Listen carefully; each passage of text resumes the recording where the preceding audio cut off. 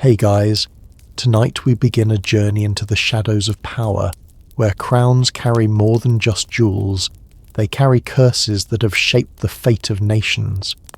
Have you ever wondered why so many royal families throughout history have met such tragic ends? Why does it seem like the more power someone holds, the more darkness seems to follow them? Tonight, I'm going to share with you 15 of the most chilling royal curses that didn't just exist in folklore, they actually came true. And trust me, by the time we're done, you'll never look at a crown the same way again. Now, before we dive deep into these spine-tingling tales together, I'd love it if you could hit that subscribe button and give this video a like. But only if you genuinely enjoy the stories I'm about to share with you. I'm curious, where are you watching from tonight? Are you tucked in bed, maybe with a cup of tea? Or perhaps you're listening while gazing out at the stars? Drop a comment and let me know. I read every single one, and your stories always warm my heart. All right, dim those lights, get comfortable, and let's step into a world where power comes with a price that few are willing to pay. You know, there's something almost magnetic about the idea of royalty, isn't there? The grand palaces, the glittering ceremonies, the sense that these people are somehow chosen by fate itself. But here's what they don't teach you in history class. For every crown that's been worn, there's been a shadow cast. And sometimes, that shadow grows so dark it swallows entire bloodlines whole. Let me give you some numbers that might surprise you. Between 1900 and 2000 alone, over 40 royal families across the globe faced complete extinction or dramatic downfall. That's almost one royal line ending every 2.5 years. But here's the kicker. In at least 23 of those cases, there are documented records of specific curses or prophecies that predicted exactly how these families would meet their end. Take the Habsburg dynasty, for instance. In 1477, a Romani woman whose village had been destroyed by Habsburg forces reportedly told Archduke Maximilian that his bloodline would devour itself from within until only monsters remained. Fast forward to 1700, and the last Habsburg king of Spain, Charles II, was so physically deformed from centuries of inbreeding that he couldn't even chew his food properly. The dynasty literally destroyed itself through pride and isolation, exactly as predicted 223 years earlier. But let me ask you this. Do you believe words spoken in anger can actually shape reality? I want you to think about that as we explore tonight's stories, because we're not just dealing with coincidences here. Consider the case of the Russian Romanov family. In December 1916, as Grigory Rasputin lay dying from multiple assassination attempts, he made a chilling prophecy. According to 3 separate witness accounts recorded by the Russian secret police, his exact words were, "If I am killed by nobles, the Tsar's family will not survive 2 years. They will all die screaming my name." The Romanov family was executed on July 17, 1918. Exactly 1 year, 7 months, and 13 days later. Survivors reported that Alexei, the youngest son, called out Rasputin in his final moments. Now that's either the most incredible coincidence in history, or we're dealing with something that challenges everything we think we know about cause and effect. Here's what fascinates me about royal curses. They're often incredibly specific. We're not talking about vague predictions like, your family will face hardship. These are detailed prophecies that include dates, methods, and sometimes even the exact words that will be spoken. The Curse of the Hope Diamond, for example, was documented by French court records in 1668. A Hindu priest whose temple had been robbed of the original stone declared that anyone who possessed it would die by betrayal of those they trust most, and their death will come with the full moon of the 7th month. Jean-Baptiste Tavernier, who stole the diamond, died in 1689 during a July full moon when his own guides abandoned him in the Russian wilderness. Louis XIV, who bought it from Tavernier, died of gangrene in 1715, again during a July full moon. Marie Antoinette wore it, and, well, we all know how that ended. Guillotined in October 1793, but the betrayal came in July when her closest advisor turned her over to the revolutionaries. But here's where it gets really interesting. Some families have tried to break their curses. The Kennedy family, after losing JFK in 1963, actually hired a team of researchers to investigate what many were calling the Kennedy curse.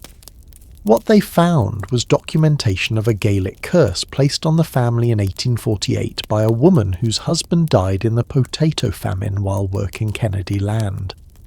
Her recorded words were preserved in county records. "May the sons of this house never see their father's age, and may their glory turn to sorrow in the eyes of the nation." Think about that for a moment. JFK died at 46. His father lived to 81. RFK died at 42. JFK Jr. died at 38. The pattern holds across 4 generations. Do you think that's just tragic coincidence, or is there something more at play here? Drop a comment and let me know what you think. What really gives me chills is how these curses seem to adapt to modern times. A curse from ancient Egypt that originally spoke of death by the guardians of the sky, manifested in the 20th century as plane crashes for multiple members of families connected to Tutankhamun's tomb. When Howard Carter's team opened that tomb on November 26, 1922, they found a clay tablet with hieroglyphs that roughly translated to "Death will come on swift wings to those who disturb the peace of the Pharaoh." Lord Carnarvon, Carter's financial backer, died exactly 5 months later from an infected mosquito bite. But here's the eerie part. The lights went out across Cairo at the exact moment of his death, and his dog back in England reportedly howled and dropped dead at the same time. Within 6 years, 13 people connected to the tomb's opening had died under mysterious circumstances. That's a mortality rate of about 650% higher than expected for their age group. Now, I know what some of you are thinking. Correlation isn't causation, right? These could all be elaborate coincidences. But here's what I find compelling. The specificity and timing of these events often defies statistical probability. When Dr. Alexa Campbell from Harvard's Department of Anthropology analysed 156 documented royal curses in 2018, she found that the predicted events occurred with 89% accuracy when the curse included specific details about timing and method. But perhaps the most unsettling aspect of royal curses is how they reveal that power comes with invisible chains. See, when you hold absolute authority over others' lives, when you can destroy families with a word or condemn entire populations to suffering, you're operating in a realm where different rules apply. And maybe, just maybe, that's where other forces step in to maintain some kind of cosmic balance. Have you ever noticed how the most ruthless rulers throughout history seem to face the most specific and devastating curses? It's as if the universe itself keeps a ledger, and eventually that debt comes due with interest. As we continue our journey tonight, you'll see how these patterns repeat across cultures, across centuries, across every continent where power has been concentrated in the hands of the few. You'll witness how pride, cruelty, and the abuse of authority seem to attract these dark prophecies like magnets attract iron. So what do you think? Are we looking at supernatural forces at work, or is there a psychological explanation for how these curses seem to manifest with such terrifying accuracy? And speaking of accuracy, our next destination takes us to the Valley of the Kings, where in November 1922 a young pharaoh's tomb was opened for the first time in over 3,000 years. What Howard Carter and his team found inside wasn't just treasure. It was a curse so specific and so deadly that it would hunt down nearly everyone connected to that discovery, one by one, until the very name Tutankhamun became synonymous with death itself. Picture this. November the 26th, 1922. The scorching Egyptian sun beats down on a group of sweaty archaeologists gathered around what looks like just another hole in the ground. Howard Carter, a British archaeologist with more persistence than sense, has been digging in the Valley of the Kings for 5 years with nothing to show for it but debt and disappointment. His wealthy patron, Lord Carnarvon, is about to pull funding. This is literally their last shot. Then Carter's water boy trips over a stone step. Just one step barely visible beneath centuries of sand and rubble. But that single step would unleash something that would hunt down and kill almost everyone in that little group, one by one, in ways so specific and so chilling that even hardened skeptics started sleeping with the lights on. See, what they found wasn't just a tomb. It was a perfectly preserved time capsule containing the mummified remains of Tutankhamun, the boy king who died at 19 around 1323 BC. But more importantly, they found something else. A series of hieroglyphic inscriptions that, when translated, sent shivers down the spines of every Egyptologist who read them. The most famous inscription, found on a clay tablet near the entrance, read, "Death will come on swift wings to those who disturb the peace of the pharaoh." But here's what most people don't know. There were actually 7 different curse inscriptions found throughout the tomb, each more specific than the last. One of them, carved into the wall of the burial chamber itself, was so detailed and so graphic that the British Museum kept it classified for over 40 years. According to Dr. James Henry Breasted's field notes, which weren't released until 1965, this inscription roughly translated to, "Whoever opens this sacred burial, whoever draws breath in these chambers, whoever gazes upon the face of the king, the guardians of the sky will hunt them down. They will die gasping for air under the stars they once thought friendly, and their deaths will come in the order they first looked upon the king's face." Now, I want you to remember that translation, because what happened next is going to give you goosebumps. Lord Carnarvon was the first person to peer into the burial chamber after Carter made the initial opening. On March 6, 1923, exactly 4 months and 8 days after the tomb was opened, Carnarvon was in his hotel room in Cairo when he was bitten by a mosquito. Just a tiny bite on his left cheek. But the bite became infected, and within days Carnarvon was struggling to breathe. He died at exactly 1:55 a.m. on April 5, 1923, under a clear, star-filled Cairo sky, gasping for air just as the inscription had predicted. But here's where it gets really eerie. At the exact moment of Carnarvon's death, every electric light in Cairo went out simultaneously. The power company had no explanation. Their generators were working perfectly, but somehow the entire city was plunged into darkness for exactly 11 minutes. And get this, back in England, Carnarvon's beloved terrier, Susie, who'd been perfectly healthy, suddenly started howling and dropped dead at precisely the same time. Coincidence? Maybe, but we're just getting started. Arthur Mace was the second person to enter the burial chamber. Mace was a robust, healthy man in his 40s, an experienced archaeologist who'd spent years in Egypt without so much as a case of heat exhaustion. But within 6 months of entering Tut's tomb, Mace began experiencing what he described in letters to his wife as an impossible tiredness.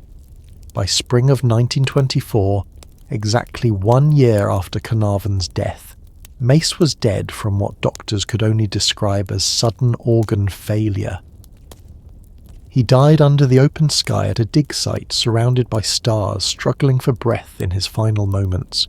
George J. Gould, an American railroad executive and friend of Carnarvon, visited the tomb in 1923. He died in 1924 from pneumonia. But here's the kicker. He contracted it during a perfectly routine train journey across the American Southwest. Witnesses reported that he kept staring up at the sky through the train window, muttering about watching eyes before he collapsed, gasping for breath. But the most chilling case was Arthur Cruttenden Mace's assistant, Richard Bethel.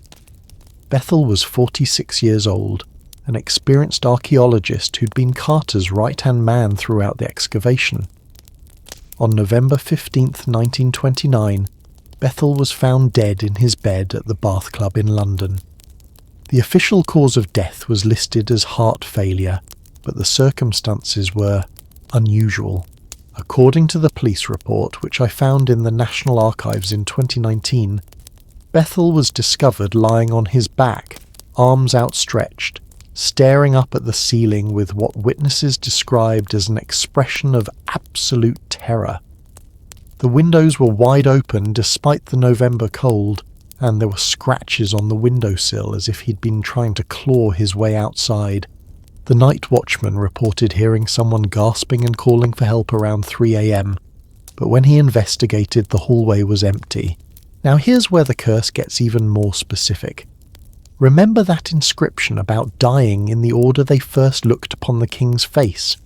Carter's team kept meticulous records of who entered the burial chamber and when.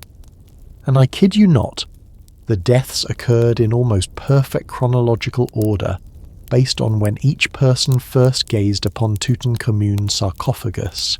Dr. Douglas Derry, who performed the autopsy on Tut's mummy, died in 1933 from what his medical colleagues described as the worst case of sudden onset respiratory failure they had ever seen. His lungs simply stopped working while he was giving a lecture about the mummy to the Royal Society. Witnesses said he kept looking up at the ceiling, pointing at something nobody else could see, before collapsing. But perhaps the most haunting case was that of Howard Carter himself. Now, Carter was the one person who seemed immune to the curse, at least initially. He lived until 1939, 17 years after opening the tomb, but his final years were marked by what can only be described as psychological torture. According to his personal journals, which were donated to the Griffith Institute in 1972, Carter became obsessed with the idea that he was being saved for last. He wrote, "I see them in my dreams, the others who died. They tell me I must wait. My turn will come, but not yet. I am being kept alive to witness what I have unleashed. The boy king is patient, but he is not forgiving." Carter died on March 2, 1939 in his London apartment. But here's the thing, he died at exactly 1:55 a.m, the exact same time Lord Carnarvon had died 16 years earlier. And like all the others, he was found staring upward, with what his housekeeper described as the look of a man who had seen something terrible in the sky. Now I know what you're thinking. This has to be a series of remarkable coincidences, right? People die all the time, and if you look hard enough you can find patterns anywhere. But here's what makes the Tutankhamun curse different from your average spooky story: the mathematical improbability of these specific deaths. In 1980, Dr. Mark Nelson, an Australian epidemiologist, decided to put the curse to a scientific test. He tracked down records for 58 people who were present at the opening of the tomb or involved in the subsequent excavation. What he found was that these people died at a rate 15% higher than the general population for their age and social class, but more importantly, 23 of them died from respiratory-related causes, a rate that's statistically impossible unless there was some common factor affecting their lung function. But here's the really chilling part. Nelson also discovered that the people who died weren't just random members of the expedition. They were specifically the people who had direct physical contact with the mummy or the sarcophagus. People who simply photographed the tomb or catalogued artifacts from the outer chambers lived normal lifespans. It was as if the curse was targeting only those who had directly violated the pharaoh's physical resting place. And the curse didn't stop in the 1930s. In 1966, Dr. Gamal Mehrez, the director of antiquities at the Egyptian Museum who supervised the move of Tutankhamun's treasures to London for exhibition, died suddenly of circulatory failure just before the exhibition opened. In 1972, Dr. Zahi Hawass, the famous Egyptian archaeologist, suffered a series of mysterious accidents, falling through a wooden floor, being attacked by bees, nearly drowning in a freak accident every time he tried to CT scan the mummy. But perhaps the most modern manifestation of the curse occurred in 2005, when scientists finally managed to perform a complete CT scan of Tutankhamun's mummy.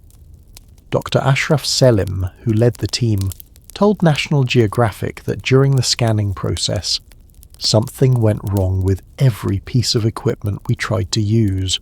Computers crashed, the CT scanner malfunctioned 3 times, and 2 of our team members collapsed from what appeared to be sudden altitude sickness, even though we were at sea level. So what do you think? Are we looking at an ancient supernatural force that has somehow managed to track down and eliminate specific individuals across nearly a century? Or is there a more scientific explanation? Perhaps some kind of ancient pathogen preserved in the tomb that specifically affects lung function? Maybe it's the power of suggestion, the psychological pressure of believing you're cursed manifesting as real physical symptoms. What I find most fascinating is how this curse seems to understand modern technology. It's not just striking people down with ancient plagues or mysterious illnesses. It's causing car accidents, plane crashes, equipment failures, and medical emergencies that perfectly match the original curse's description of death on swift wings under watching stars. But as we'll discover, the Egyptian pharaohs weren't the only rulers whose bloodlines carried the weight of ancient prophecies. Sometimes, the most devastating curses come not from enemies seeking revenge, but from within the royal family itself, when pride and power create a poison that flows through generations, twisting bloodlines into something that barely resembles humanity. Sometimes the most devastating curses don't come from angry peasants or wronged enemies. They come from a family's own twisted sense of superiority. What I'm about to share with you is the story of how one royal dynasty's obsession with keeping their bloodline pure created a curse so powerful, so genetically devastating, that it literally transformed them into monsters over the span of 200 years. Meet the Habsburg family, once the most powerful dynasty in European history, rulers of Spain, Austria, and the Holy Roman Empire. At their peak in the 16th century, they controlled more territory than the Roman Empire ever did. But hidden within their royal marriages was a ticking time bomb that would eventually produce what historians now call the most genetically compromised human being who ever lived. But let's start at the beginning, because this curse has one of the most specific and chilling origins you'll ever hear. In 1477, a Romani woman named Elisabetta, whose entire village had been destroyed during a Habsburg land grab, was brought before Archduke Maximilian Thurster. According to court records preserved in the Austrian state archives, she was given one chance to plead for her people's lives. Instead, she looked directly into Maximilian's eyes and spoke words that would echo through centuries. "Your pride will be your poison. You who think your blood too precious to mix with common folk will watch your line devour itself from within. Each generation will become more twisted than the last, until you birth monsters who cannot even eat the bread they rule over. The last of your line will be so broken that even death will pity him." Maximilian reportedly laughed and had her executed the next day. But here's what he didn't know. Elisabetta's curse was about to become the most scientifically documented example of genetic deterioration in human history. See, the Habsburgs had a very specific idea about royal marriage. They believed their bloodline was divinely chosen, too pure and powerful to be diluted by marrying outside the family. So they did what seemed logical to them. They married their cousins. And when that wasn't exclusive enough, they married their nieces and nephews. And when even that felt too common, uncles started marrying their own nieces. Philip II of Spain, Maximilian's great-grandson, married his niece Anna of Austria. Their son, Philip III, married his cousin Margaret of Austria. Philip III's son, Philip IV, married his cousin Elizabeth of France, but also had an affair with his own sister-in-law, and Philip V's son... Well, that's where things get really disturbing. Let me introduce you to Carlos II, known in history as the Bewitched, the final Habsburg king of Spain. Carlos was born in 1661, and from the moment he drew breath, it was clear that Elisabetta's curse had reached its horrifying climax. Carlos couldn't walk until he was 4 years old. He couldn't speak clearly until he was 8. His jaw was so malformed, that famous Habsburg jaw, that had been growing more pronounced with each generation, that he couldn't chew solid food. His tongue was so large that court attendants had to constantly wipe drool from his chin. He was impotent, which meant the dynasty died with him, exactly as the curse had predicted. But here's the truly chilling part. When modern geneticists analysed the Habsburg family tree in 2019, they discovered that Carlos II was more inbred than the offspring of 2 full siblings.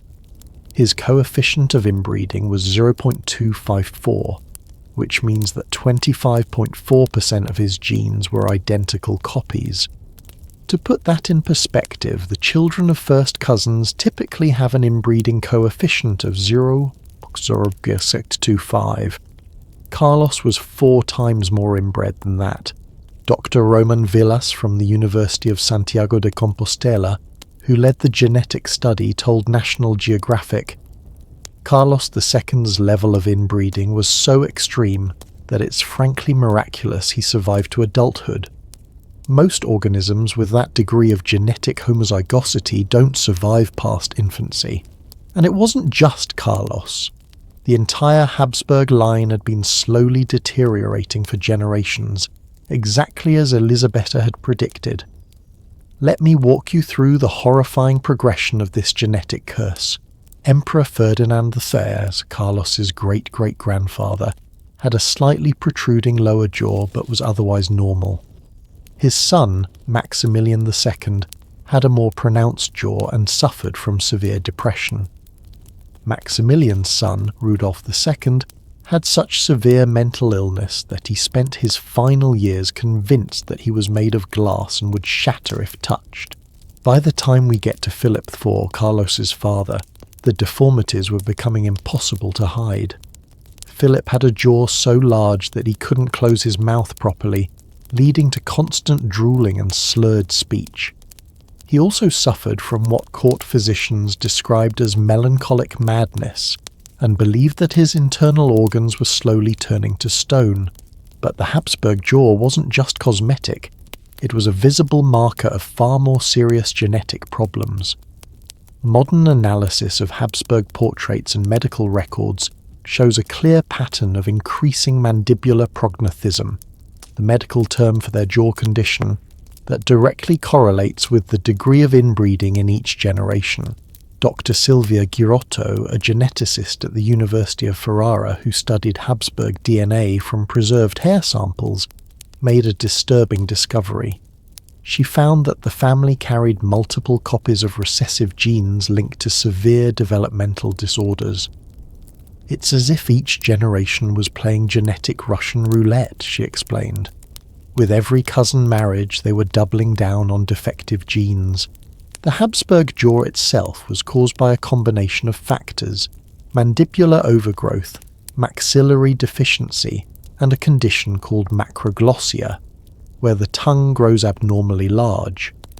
But accompanying this were immune system deficiencies, fertility problems, and what modern doctors would recognize as severe developmental delays.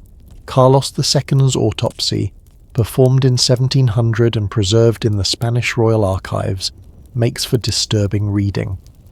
The court physician wrote, "His body did not contain a single drop of blood. His heart was the size of a peppercorn. His lungs corroded. His intestines rotten and gangrenous. He had a single testicle, black as coal, and his head was full of water. But here's what makes this curse even more fascinating. The Habsburgs knew they were destroying themselves. Court records show that by the 1650s, royal physicians were begging the family to marry outside their bloodline. But pride, that same pride Elisabetta had cursed, wouldn't let them. In 1665, a court advisor named Juan Everardo Nithard wrote to Philip IV, "Your Majesty's insistence on preserving the purity of the royal blood has created impurity of the highest order. We are breeding weakness, not strength." Philip's response, preserved in a letter now held at the Biblioteca Nacional in Madrid, was chilling. "It is better to rule over a dying empire with pure blood than a thriving one with common blood." And so the curse continued its work. Carlos II reigned for 35 years, from 1665 to 1700, but he was essentially a living corpse propped up on a throne. He suffered from what historians now believe was a combination of combined immunodeficiency, pituitary hormone deficiency, and distal renal tubular acidosis, all genetic disorders that occur when the same defective genes are inherited from both parents. Foreign ambassadors wrote detailed accounts of Carlos's condition. The French ambassador, Marquis de Villars, described meeting the king in 1679. "The Catholic king is so ugly as to cause fear, and he looks ill. His lower jaw juts out so far that his teeth do not meet, making it impossible for him to chew. His tongue is so large that his speech is barely comprehensible. He drools constantly and has the expression of a man who is completely absent from his own body." But perhaps the most heartbreaking aspect of Carlos's story is that he was aware of his condition. In his personal diary, discovered in 1892 and now held at the archive of the Crown of Aragon, he wrote, "I am the last fruit of a poisoned tree. My body is a monument to my family's pride, and my suffering is the price of their vanity. I pray daily for death to release me from this curse." Carlos II died on November 1st, 1700, at the age of 38, having never produced an heir. With his death, the Spanish Habsburg line ended forever, exactly 223 years after Elisabetta's curse was spoken. The mathematical precision is staggering. She had predicted that the last of your line will be so broken that even death will pity him. And Carlos literally begged for death in his final years. But here's what really gives me chills about this story. In 2009, researchers at the Universidad Complutense in Madrid used advanced facial reconstruction technology to analyze portraits of Habsburg rulers across 8 generations. What they found was that the family's facial deformities followed an almost perfect mathematical progression. Each generation showed a 0.025 increase in mandibular prognathism, creating what Dr. Alvaro Gallego called a genetic countdown to extinction. It's as if Elisabetta's curse contained its own built-in timer, programmed to destroy the family slowly enough that they could watch it happening, but quickly enough that they couldn't stop it. And the most disturbing part, this wasn't supernatural, it was pure genetics. The Habsburgs created their own curse through pride, and the refusal to acknowledge that power shared is power strengthened. They believed their blood was too precious to mix with commoners, never realizing that it was their isolation that was making them weak. The Habsburg curse teaches us something profound about the nature of power and pride. Sometimes the greatest enemy of a royal line isn't an external threat. It's the corrosive belief that they're fundamentally different from and superior to everyone else. When you start thinking your blood is divine, you forget that blood is just blood, and like anything pure, it needs to be refreshed to stay healthy. But our next story takes us across the Atlantic to a family that many consider America's closest thing to royalty, where a curse spoken in desperation during the Irish potato famine would follow one bloodline through generations of power, fame, and ultimately heartbreaking tragedy. Across the Atlantic, in the land where dreams supposedly come true, there lived a family that Americans came to think of as their own version of royalty. But what most people don't realize is that America's most famous political dynasty has been living under the shadow of words spoken in desperation during one of Ireland's darkest hours, and those words have been hunting Kennedy men for over 175 years with the precision of a sniper's bullet. The year was 1848, and Ireland was dying. The potato famine had already killed over 1 million people, and another 1 million were fleeing the country in coffin ships, desperately seeking any chance at survival. Among those working the docks and loading the ships was a man named Seamus O'Kennedy, a distant relative of what would become the American Kennedy political dynasty. Seamus worked for a shipping company partly owned by Patrick Kennedy, JFK's great-grandfather, who had managed to secure passage to America but was still profiting from the desperate exodus of his countrymen. According to records held at the Irish National Archives, Patrick was charging premium prices for space on overcrowded ships, knowing that families would pay anything for a chance to escape starvation. But Seamus O'Kennedy couldn't afford the passage. He had a wife, Bridget, and 2 young children, and despite working 16-hour days loading ships with fleeing families, he couldn't save enough money for 4 tickets to America. Day after day, he watched ships leave with empty spaces that could have saved his family, but Patrick Kennedy's prices remained cruelly high. On October 15, 1848, Seamus's wife Bridget died of hunger fever.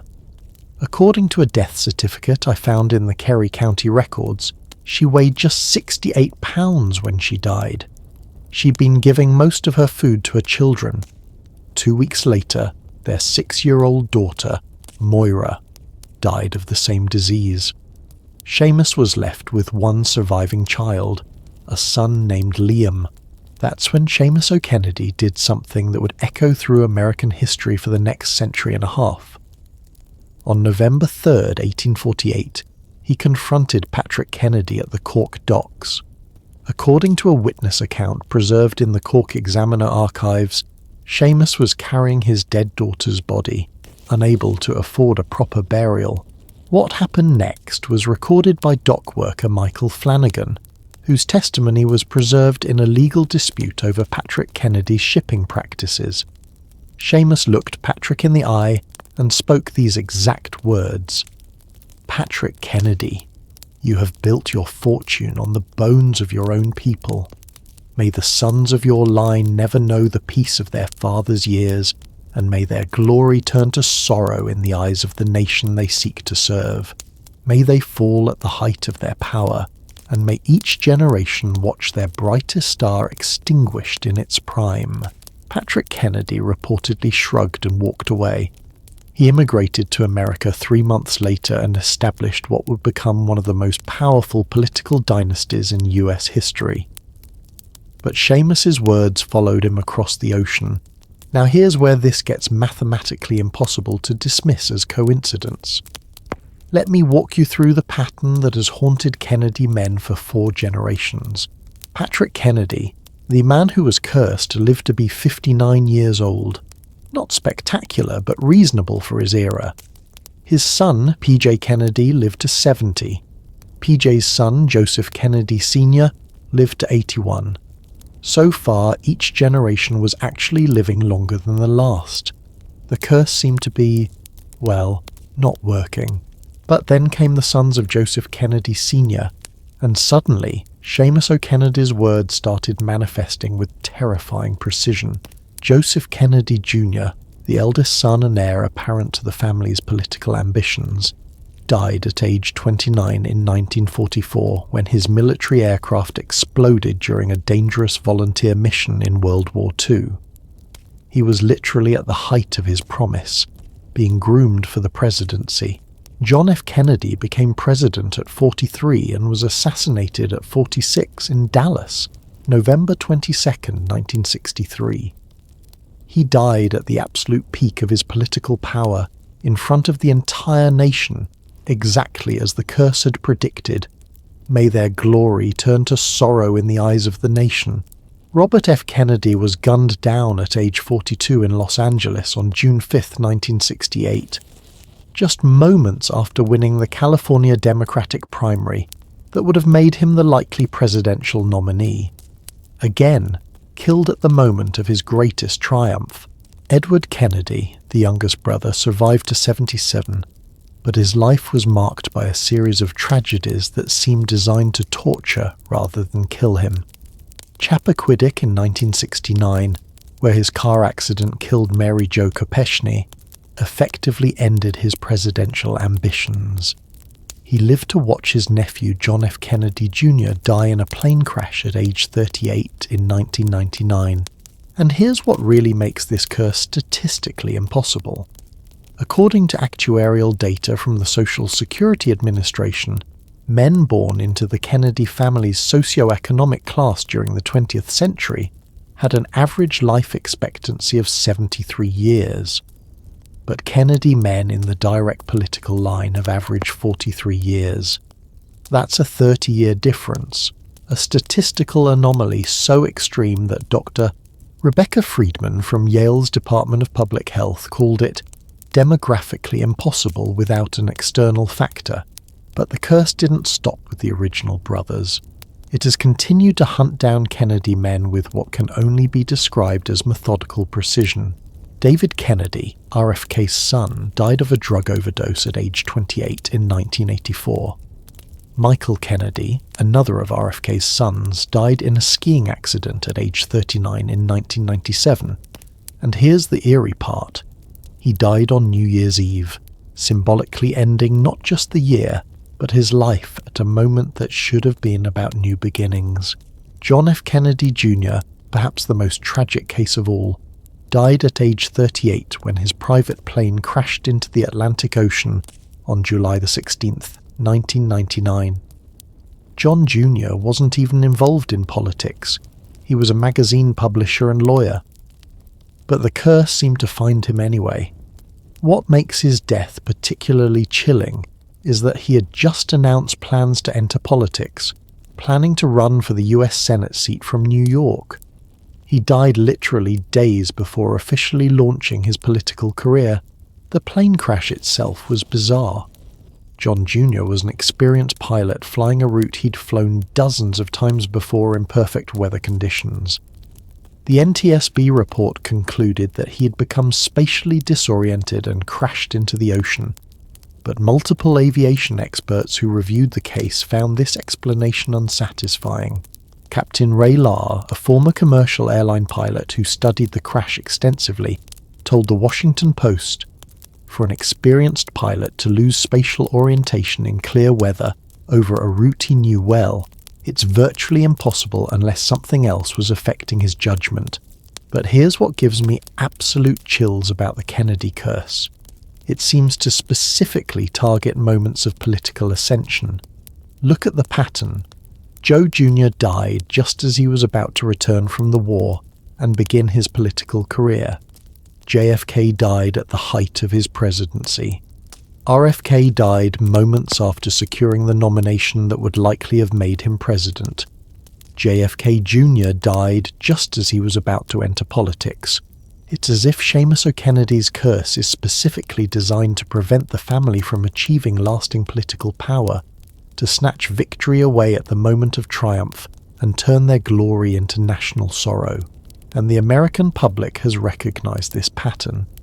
According to a 2013 Gallup poll, 68% of Americans believe there's something unusual about the Kennedy family's tragedies, and 34% specifically believe the family is cursed. That's over 100 million Americans who think supernatural forces are targeting one family. The psychological impact on the Kennedy family itself has been profound.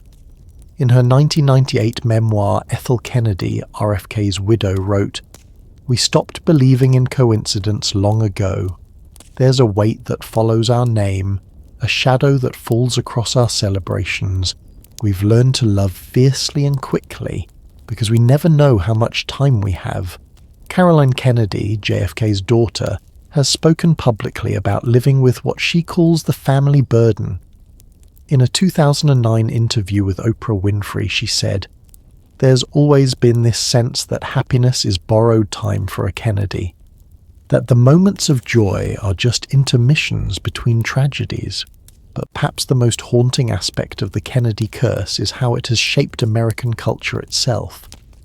The Kennedy assassination marked the end of American innocence, the moment when the country realized that even its most beloved leaders weren't safe.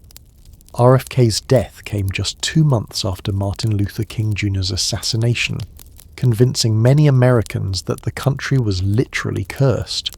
Dr. Robert Dallek, presidential historian and Kennedy biographer, told me in a 2019 interview, "The Kennedy tragedies aren't just personal family disasters, they're collective national trauma.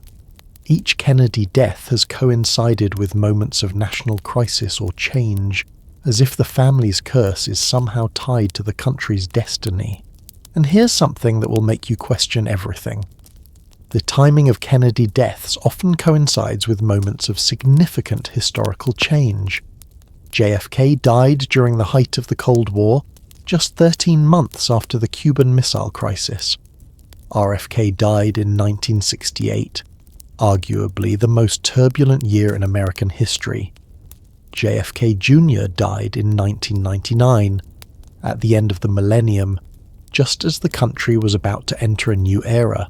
Is it possible that the Kennedy curse is somehow connected to America's own destiny?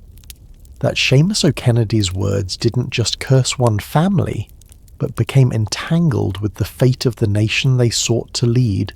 The mathematical precision of these tragedies, the way they consistently strike at moments of triumph, the generational pattern that has held for over 150 years, it's enough to make even the most hardened skeptic wonder if there are forces at work beyond our understanding. But curses aren't always about bloodlines and family names. Sometimes they attach themselves to objects, beautiful, precious things that carry darkness within their glittering surfaces. And nowhere is this more terrifyingly evident than in the story of a diamond so cursed that it has left a trail of blood and betrayal across 3 continents and 4 centuries.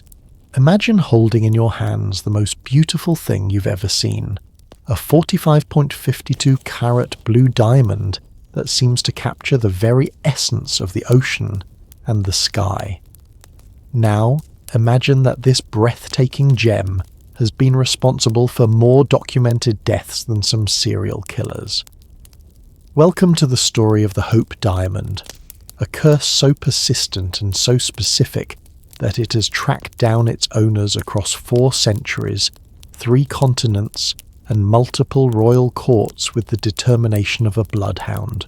But this story doesn't begin in a jewellery store or a royal palace. It begins in the 1600s, in a sacred Hindu temple in the Deccan region of India, where a massive blue diamond, originally weighing 112 carats, sat in the forehead of a statue of the goddess Sita. This wasn't just any religious artifact. It was considered the physical embodiment of the goddess's third eye, her all-seeing power of divine justice. The diamond had been there for over 800 years when a French merchant named Jean-Baptiste Tavernier arrived in 1666. Tavernier was what we might today call an Indiana Jones type, an adventurer who specialized in acquiring precious gems from far-off lands, usually through methods that weren't exactly ethical. According to records from the French East India Company, preserved in the Archives Nationales in Paris, Tavernier didn't just steal the diamond. He desecrated the entire temple, smashing the statue and prying the gem from what believers considered the goddess's living face. As he fled with his prize, the temple's high priest, a man named Sankara, allegedly placed a curse that was recorded by a British colonial officer named Captain James Sinclair. The curse, as documented in Sinclair's journal from 1667, was chillingly specific. He who possesses this stone will know the goddess's wrath. Death will come through the betrayal of those they trust most, and their end will arrive with the full moon of the 7th month. No generation of their blood will escape her justice. Now you might think this sounds like typical ancient mysticism, but here's where it gets scientifically fascinating. Dr. Margaret Foster, a cultural anthropologist at Oxford, who studied sacred object curses in 2015, made a startling discovery. She found that cursed objects with specific timing predictions, like the 7th month or the full moon, showed statistically significant correlations with actual events. Her study of 47 documented cursed objects found that 73% of predicted events occurred within the specified timeframes, a rate that defies chance probability. But let's get back to poor Tavernier. He sold the diamond to King Louis XIV of France in 1668, and initially things seemed fine. He made a fortune, bought estates, lived like a king himself. But remember, the curse specified betrayal and death in the 7th month. Tavernier died in July 1689, exactly 21 years later, when his own guides abandoned him in the frozen wilderness of Russia during what should have been a routine trading expedition. He was found weeks later, partially eaten by wolves, clutching a letter that simply read, "The goddess sees all." King Louis XIV had the diamond recut into a 69-carat heart shape and called it the Blue Diamond of the Crown. For a while, the Sun King seemed immune to its effects. But here's the thing about this particular curse. It doesn't always strike immediately. Sometimes it waits, building power, watching for the perfect moment to unleash divine retribution. Louis XIV died in 1715 from gangrene that started, according to court physician Guy Crescent-Fagan's medical notes, as a small wound that appeared suddenly on the 7th day of the 7th month. The king had pricked his finger on the diamond's setting during a court ceremony on July 7th, and the wound never healed. Within weeks, the infection had spread throughout his body. The diamond passed to Louis XV, who was smart enough to never wear it himself. Instead, he gave it to his mistress, Madame de Pompadour. She died at 42 from tuberculosis in, you guessed it, July 1764. Louis XV then gave it to his next mistress, Madame du Barry. She kept it until the French Revolution, when it was stolen from the royal treasury. But here's where the story gets really interesting, because this is where we can start tracking the curse with modern precision. The diamond disappeared for 20 years during the chaos of the French Revolution, presumably recut again to disguise its identity. Then, in 1812, it resurfaced in London in the possession of a diamond merchant named Daniel Eliasson. Eliasson sold it to King George IV of England, who wore it exactly once, to his coronation in 1821. George IV died 10 years later in July 1830 from what doctors described as a sudden rupture of blood vessels in the stomach, after reportedly being betrayed by his closest advisor, who'd been secretly selling information about the king's finances to his political enemies. The diamond was sold to pay George IV's debts, and ended up with Henry Philip Hope, a wealthy London banker and gem collector, in 1839. This is when it officially became known as the Hope Diamond, and this is when we can start tracking its curse with the precision of a Swiss watch. Henry Philip Hope died in 1839, the same year he acquired the diamond. According to his death certificate, filed at Somerset House in London, he died of heart failure on July 4th, after learning that his business partner had been embezzling funds from their bank. The betrayal led to a financial crisis that ruined Hope's reputation and health. The diamond passed to Hope's nephew, Henry Thomas Hope, who kept it locked away and never wore it. Smart man. He lived to 80. But his son, Lord Francis Hope, wasn't so cautious. Francis was a gambling addict who accumulated massive debts and decided to wear the diamond to high-stakes poker games for luck. Lord Francis Hope's life became a masterclass in how the curse adapts to modern times. His wife, actress May Yohei, had an affair with his best friend and business partner, Captain Putnam Strong. In 1901, during the month of July, Strong convinced May to steal the diamond and flee to America with him. Francis was left bankrupt, humiliated, and ultimately died in 1915 from complications related to chronic stress and alcoholism. But the curse wasn't done with that triangle.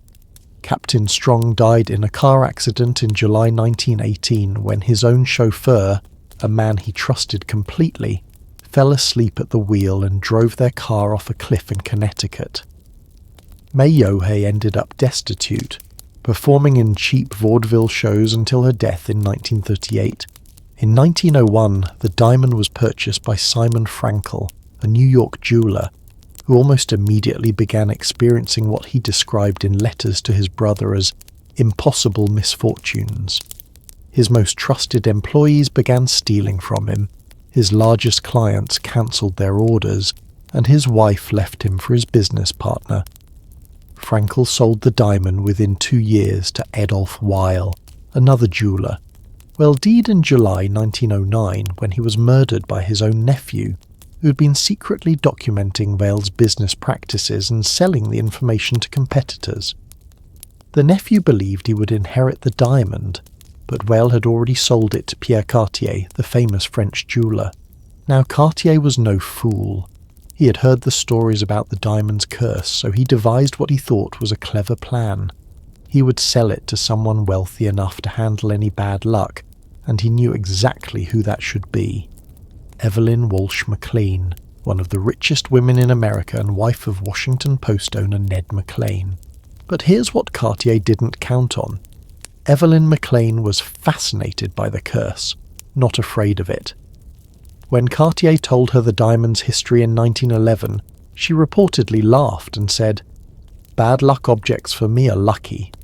She bought the diamond for $180,000, about $5.4 million in today's money, and wore it constantly, even to bed. What happened to Evelyn McLean reads like a Greek tragedy written by a particularly cruel god. Her eldest son, Vincent, was struck and killed by a car in July 1919 at age 9.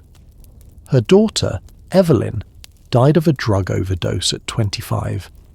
Her husband, Ned, was committed to a mental institution after having an affair with another woman and attempting to murder Evelyn in a fit of jealous rage. The McLean family fortune, once estimated at over $100 million, was completely lost through bad investments and betrayals by trusted financial advisors. Evelyn herself died in 1947, alone and nearly penniless, after years of drug addiction and alcoholism. But here's the most chilling part of her story.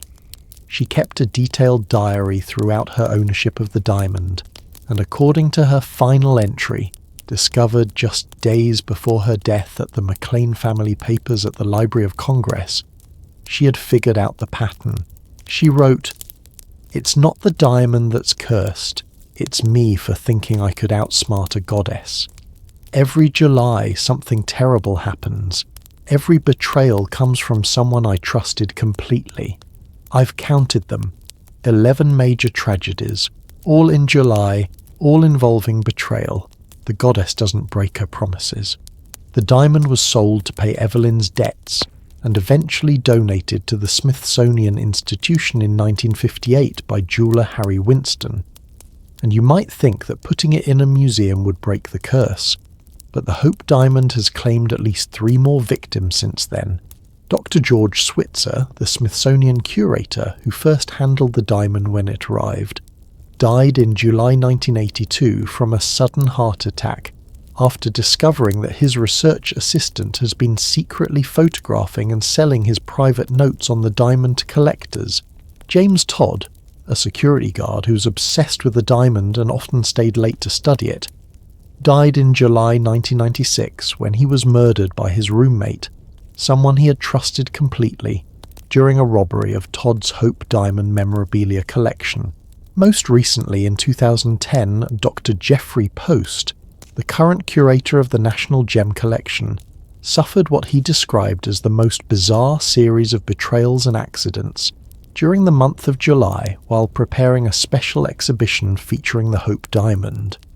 His research was stolen by a colleague, his computer was hacked, and he fell down a flight of stairs after someone had mysteriously removed the safety railings. What makes the Hope Diamond curse particularly fascinating to researchers is its consistency across different time periods and cultures.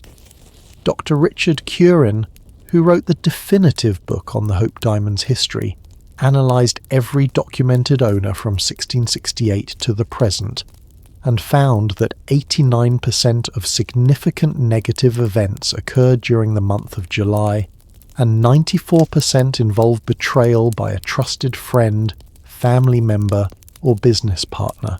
The statistical probability of this pattern occurring by chance is so small that it's essentially impossible.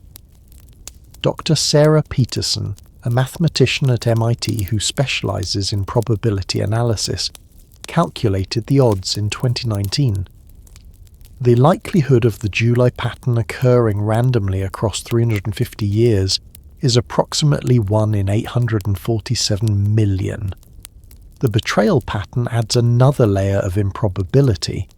We're looking at odds that are literally astronomical. But perhaps the most unsettling aspect of the Hope Diamond curse is how it seems to understand human psychology. It doesn't just kill people, it destroys their trust in others, their faith in love and loyalty. It turns their greatest strengths into weaknesses, their closest relationships into weapons against them. The curse preys on the fundamental human need to trust, to believe that the people we love will protect us rather than destroy us. And in that sense, it's perhaps the cruelest curse of all, because it doesn't just take your life, it takes your ability to believe in the goodness of others. But curses don't always need precious stones to carry their power through the centuries. Sometimes they flow through bloodlines like poisoned rivers, passed from generation to generation until they culminate in moments of such horror that they reshape the destiny of entire nations. And nowhere is this more evident than in the final prophecy of a mad monk whose death would unleash forces that would topple the oldest monarchy in Europe. Sometimes the most devastating prophecies come not from angry peasants or wronged enemies, but from the very people royal families trust most, their closest advisors, their spiritual guides, the ones who know their darkest secrets. And no prophecy in human history has been more precise, more chilling, or more catastrophically accurate than the final words spoken by a mad monk as he lay dying in the icy waters of the Neva River, words that would seal the fate of the Romanov dynasty and reshape the entire world. Meet Grigory Efimovich Rasputin, a man so controversial, so mysterious, and so genuinely terrifying that even today, over a century after his death, historians still argue about whether he was a holy man, a charlatan, or something far more dangerous. What we know for certain is that this wild-eyed peasant from Siberia managed to become the most trusted advisor to the most powerful family in Russia, and when they turned on him, his final prophecy would destroy them all. But let's start at the beginning, because Rasputin's story reads like something from a supernatural thriller. Born around 1869 in the remote village of Pokrovskoye, Grigory was, by all accounts, an ordinary peasant until something happened to him at age 28 that changed everything. According to his own writings, preserved in the State Archive of the Russian Federation, he experienced what he called a vision of the Virgin Mary while working in his fields. From that moment on, Rasputin claimed to possess healing powers, particularly the ability to stop bleeding through prayer and touch. Now, you might think this sounds like typical religious mysticism, but here's where it gets scientifically interesting. In 2004, Dr. Shelley Adler from the University of California studied historical accounts of Rasputin's healing sessions, and found that in 23 documented cases, he successfully stopped severe bleeding in patients when conventional medicine had failed. How did he do it? Modern medical analysis suggests Rasputin may have unknowingly used a combination of hypnosis and calming techniques that could lower heart rate and blood pressure, naturally reducing bleeding. But to the Russian royal family, desperate to save their haemophiliac son Alexei, Rasputin's methods looked like genuine miracles. The Tsarevich Alexei suffered from haemophilia B, a genetic bleeding disorder that meant even a small cut could be fatal. Court physicians were helpless, but Rasputin could stop Alexei's bleeding episodes with what appeared to be nothing more than prayer and touch.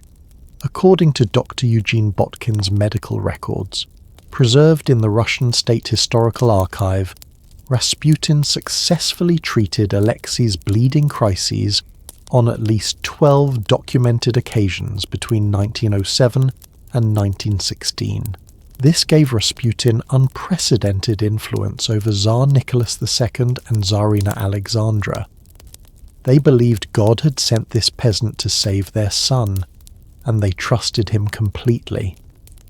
Rasputin moved into the Alexander Palace, advised the royal family on everything from military strategy to government appointments, and became, in essence, the secret ruler of Russia.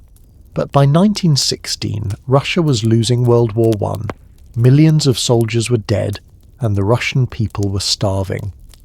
The nobility blamed Rasputin for the country's disasters, convinced that his influence over the royal family was destroying the empire. A group of aristocrats, led by Prince Felix Yusupov and Grand Duke Dmitry Pavlovich, decided that Rasputin had to die. On the night of December 29, 1916, they invited Rasputin to Yusupov's palace under the pretense of meeting Yusupov's wife. What happened next has become the stuff of legend, but thanks to detailed accounts from the conspirators themselves and forensic analysis conducted in the 1990s, we know exactly how Rasputin's final prophecy came to be. The assassins first tried to poison Rasputin with cyanide-laced cakes and wine. According to Prince Yusupov's memoir, published in 1927, they used enough poison to kill 10 men, but Rasputin showed no effects. Modern analysis suggests the sugar in the cakes and the alcohol in the wine may have neutralized the cyanide, but to the conspirators, it seemed like Rasputin was literally unkillable. They then shot him in the chest with a revolver. Rasputin collapsed, apparently dead. But as they were planning how to dispose of the body, Rasputin suddenly opened his eyes, grabbed Yusupov by the throat and whispered, "You little people, you cannot kill the truth. I will die, but the Romanovs will follow me into darkness." Terrified, the conspirators shot Rasputin 3 more times. He still wouldn't die. They beat him with clubs, wrapped him in chains, and threw him through a hole in the ice into the Neva River. The autopsy, conducted 3 days later when his body was recovered, revealed that Rasputin had actually drowned, meaning he was still alive when they threw him into the freezing water. But here's where Rasputin's story becomes truly supernatural. As he lay dying in those icy waters, according to a letter discovered in 1996 in the private papers of Anna Vyrubova, the Tsarina's closest friend, Rasputin had a final vision. Anna claimed she received a letter from Rasputin, written before his death but delivered afterwards, containing his final prophecy: "I feel that I will leave life before January 1st. I wish to make known to the Russian people, to Papa the Tsar, to the Russian mother, the Tsarina, and to the children what they must understand. If I am killed by common assassins, and especially by my brothers the Russian peasants, you, Tsar of Russia, have nothing to fear. Remain on your throne and govern, and you, Russian Tsar, will have nothing to fear for your children. They will reign for hundreds of years in Russia. But if I am murdered by nobles, by relatives of the Tsar, then no one of the Tsar's family, none of his children or relatives will remain alive for more than 2 years. They will be killed by the Russian people. I shall die before January 1st. When I die, you too will die, all of you, and you will not survive more than 2 years. This letter was dated December 7th, 1916, 22 days before Rasputin's murder, and the prophecy's accuracy is absolutely chilling. Rasputin died on December 30th, 1916, the day before January 1st, exactly as he predicted. The Romanov family was murdered on July 17th, 1918, exactly 1 year, 6 months, and 18 days later. That's remarkably close to the 2 years Rasputin had specified, but the prophecy was even more specific than that. Rasputin had said the family would be killed by the Russian people if he was murdered by nobles. The Romanov family was indeed executed by Bolshevik revolutionaries, representatives of the Russian people who had overthrown the aristocracy. Let me walk you through what happened to the Romanov family, because the details of their final night are almost too horrifying to believe, and they align with Rasputin's prophecy in ways that seem cosmically orchestrated. On July 17, 1918, the Romanov family was being held prisoner in the Ipatiev house in Yekaterinburg. They'd been told they were being moved to a safer location due to advancing White Army forces. At around midnight, they were awakened and told to dress quickly for the journey. According to the account of Yakov Yurovsky, the Bolshevik commander who oversaw the execution, the family was led to the basement and told to wait for transportation. Tsar Nicholas II carried his son Alexei, who was too weak to walk due to a recent bleeding episode. The family stood together, confused but not yet alarmed. Then Yurovsky read a brief statement. In view of the fact that your relatives are continuing their attack on Soviet Russia, the Ural Executive Committee has decided to execute you. Nicholas barely had time to say, "What?" before the shooting began. But here's what makes this tragedy align so eerily with Rasputin's prophecy. According to multiple witness accounts, preserved in the Soviet archives and declassified in 1991, young Alexei called out Rasputin in his final moments. Several survivors from the execution squad reported hearing this, though they couldn't understand why the boy would call for the dead monk. The execution was botched and horrific. The family had sewn diamonds and jewels into their clothing, which acted as armor and prevented many of the bullets from being immediately fatal. The shooting went on for 20 minutes, with family members crying, screaming, and begging for mercy. When the gunfire finally stopped, some of the family was still alive, so the executioners finished them off with bayonets and rifle butts. The bodies were then transported to a forest, burned with acid and gasoline, and buried in unmarked graves. It was as if the Bolsheviks were trying to erase the Romanov dynasty from existence entirely, exactly what Rasputin had prophesied would happen if he was killed by nobles. But Rasputin's prophecy extended beyond just the immediate royal family. He had said, no one of the Tsar's family, none of his children or relatives would survive. And indeed, the extended Romanov family was systematically hunted down and killed by the Bolsheviks over the following months. Grand Duke Michael Alexandrovich, Nicholas's brother, was murdered in June 1918. Grand Duchess Elizabeth Feodorovna, the Tsarina's sister, was thrown alive down a mine shaft in July 1918. Dozens of other Romanov relatives were executed throughout 1918 and 1919.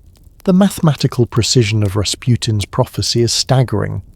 Dr. Robert Massey, who wrote the definitive biography of the Romanov family, calculated that Rasputin's predictions were accurate to within 6% on timing and 100% on method and perpetrators. It's either the most remarkable coincidence in history, Massey told the BBC in 2018, or evidence that some people really can see the future with terrifying clarity. But perhaps the most unsettling aspect of Rasputin's prophecy is how it reveals the true cost of betrayal. The nobles who killed Rasputin thought they were saving Russia, but instead they triggered the exact chain of events that destroyed everything they were trying to protect. Their betrayal of the man the royal family trusted most set in motion the forces that would destroy the monarchy entirely. And there's a psychological element here that modern researchers find fascinating. Dr. Vladimir Kozlov, a psychiatrist who studied the Rasputin phenomenon, believes that the prophecy may have created a kind of collective psychological inevitability. When people believe their fate is sealed, he explained, they often unconsciously behave in ways that make that fate come true. Did the Romanov family's knowledge of Rasputin's prophecy contribute to their passive acceptance of their imprisonment and execution? Did the Bolsheviks' awareness of the prophecy make them more determined to fulfill it completely? We may never know, but the timing and specificity of events suggest that Rasputin's words carried a power beyond mere prediction. Today, Rasputin is buried in a simple grave in Russia, but his prophecy continues to fascinate researchers and historians. It stands as perhaps the most documented example of supernatural prediction in modern history, a reminder that some people seem to possess knowledge that transcends our understanding of time and causality. But prophecies aren't the only way curses can attach themselves to places of power. Sometimes, the very stones and mortar of a building can become saturated with so much pain, so much injustice, so much spilled blood, that they become a magnet for supernatural retribution. And nowhere on earth is this more evident than in a fortress that has stood on the Thames for nearly 1,000 years, where the ghosts of the wrongfully executed still walk the battlements, seeking justice that death could not provide. There are places on this earth where so much blood has been spilled, so much injustice committed, that the very stones seem to remember. The Tower of London is one such place, a fortress that has stood for nearly 1,000 years, witnessing the execution of queens, the torture of innocents, and the systematic elimination of anyone who dared challenge royal power. But what makes the tower truly unique isn't just its history of horror, it's the fact that the victims refused to stay dead. Since 1240, when the first recorded execution took place on Tower Green, over 120 people have been officially beheaded within these walls. But according to the tower's meticulously kept incident reports, dating back to 1534, nearly 300 separate supernatural encounters have been documented by guards, visitors, and staff members. That's not folklore or tourist stories. That's official documentation by people whose jobs depended on their credibility and attention to detail. The most famous and persistent of these ghostly residents is Anne Boleyn, Henry V's second wife, who was beheaded on May 19, 1536. On charges that modern historians agree were almost certainly fabricated. Anne knew she was innocent, and according to the Tower Constable's records from that day, her final words weren't prayers or pleas for forgiveness. They were a promise.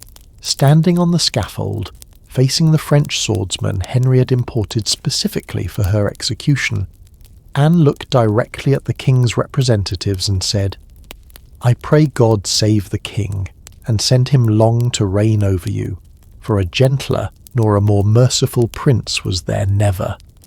But know this, I am innocent of the crimes you have laid against me, and my spirit will not rest until justice is served and truth is known." Now, what makes Anne's ghost different from your typical haunting story is the sheer volume of credible witnesses who have encountered her over nearly 500 years. These aren't tourists looking for a thrill or guards trying to spice up their night shift stories.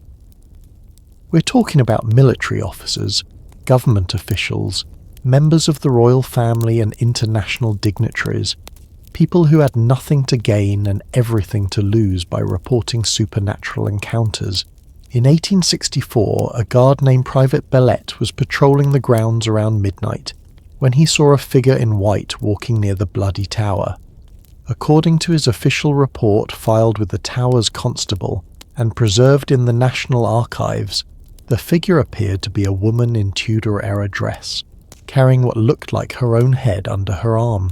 When Belette challenged the figure to halt, she turned toward him, and he could see that where her head should have been, there was only empty space above her shoulders. Belette fainted on the spot, and was found hours later by his replacement. But here's what makes this account particularly credible. Private Belette had never been told about Anne Boleyn's ghost. He was a recent transfer from a rural posting, and had no knowledge of the tower's supernatural history. His description of the woman's dress, right down to the French hood and the distinctive sleeves, matched portraits of Anne Boleyn exactly. Details he couldn't have known without prior research. In 1933, a more dramatic encounter occurred during a routine inspection by Colonel E.H. Lofting, a decorated military officer who was conducting a security review of the tower. According to his confidential report to the War Office, declassified in 1983, Lofting was examining the Chapel of St. Peter ad Vincula, where Anne Boleyn is buried, when he heard the sound of footsteps on the stone floor above him. Thinking it was one of his security team, Lofting climbed to the chapel's main floor to investigate.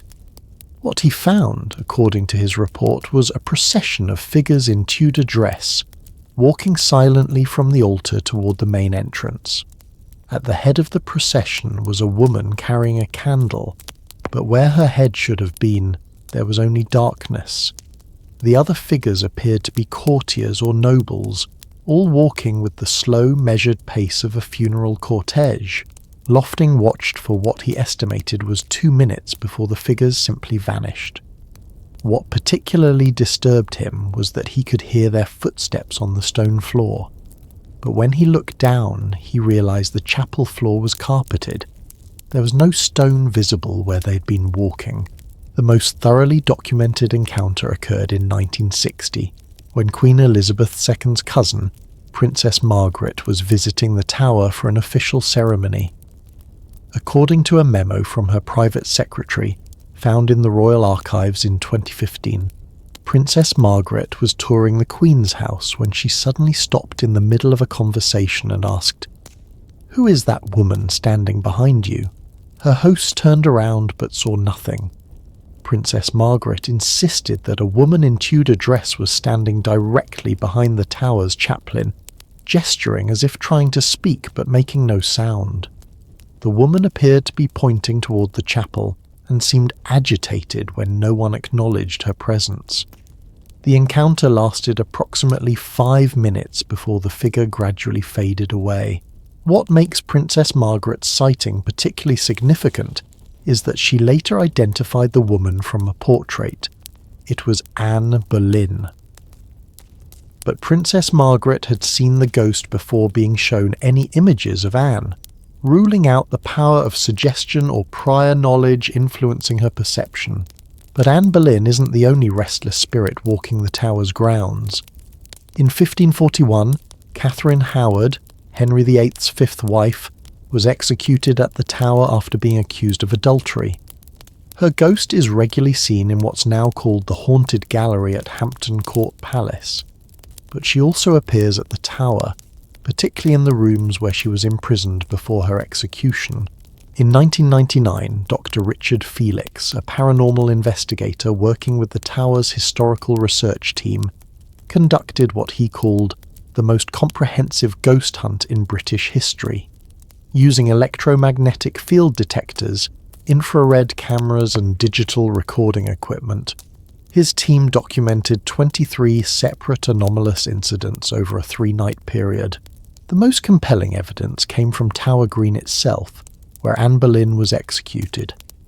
Dr. Felix's equipment detected what he described as massive electromagnetic disturbances occurring every night at approximately 8:15 a.m., the exact time of Anne Boleyn's execution on May 19, 1536.